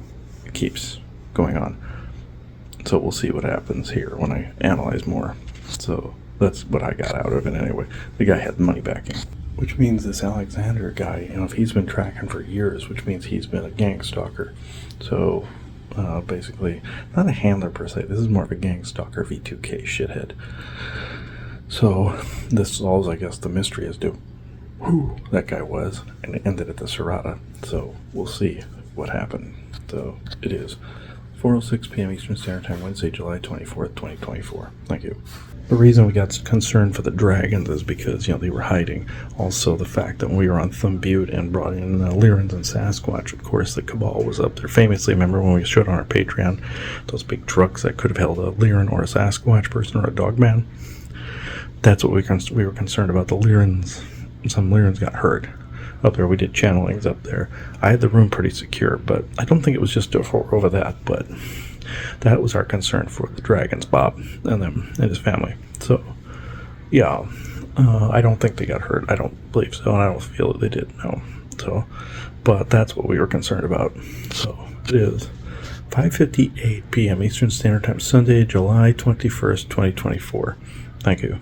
Oh, I was going to say also that what I missed during the lecture was that they try to disconnect people from spirit, and all in all, that's impossible. But they're trying to disconnect people's receptivity to spirit. But I've also had a hard time reconciling the if this or that kind of thing, like the Doctor Strange effect, where I call it the Doctor Strange effect, or close to it, where he hurts his hands, and then he can't be a wizard unless he has hurt hands, but then he can have healthy hands, but not a wizard. That's stupid. The Witcher was the same way, where if they didn't take it from nature's life force, they took it from their own, and that girl's hands got all fucked up. There's truth in some of that, and there's BS too. It's propaganda where people just are discouraged from messing with magic by making them afraid. I think I'm done here. It is 7:13 p.m. Eastern Standard Time, Sunday, July 21st, 2024. Thank you. There was one of my little videos that disappeared as to the analysis of the whole Ben Franklin comment on the V2K. So I'll just redo it. It reads, Ben Franklin understood, amongst everything else, that drunks return home and then return to the earth.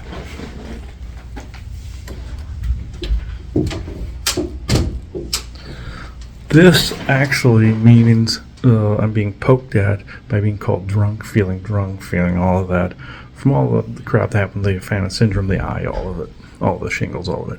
And then home and then return to earth. It was a threat. Basically calling me stupid, drunk, and then I should die. That's really what that meant. I just wanted to analyze that. Not leaving it, I don't want to leave it on a bad note, but the video disappeared. So, now there's also a reason I'm wearing this today. The P2K was pretty bad. So, overall, over experience was wonderful at the Serrata. Wonderful. I'll be posting the other version of our conference or our talk as well on the YouTube and Rumble websites, all of it. This show that you are seeing now, this is the show that we filmed there, and all the subsequent notes, or most of them. The other one will be the talk from the other camera's point of view, the one that Brian Singh provided from the website. So, from the full disclosure website, the 2024 now disclosure, or fulldisclosuremovement.org, actually. So, is what it is. So it is 2:06 p.m. Eastern Standard Time, Tuesday, July 30th, 2024. Thank you.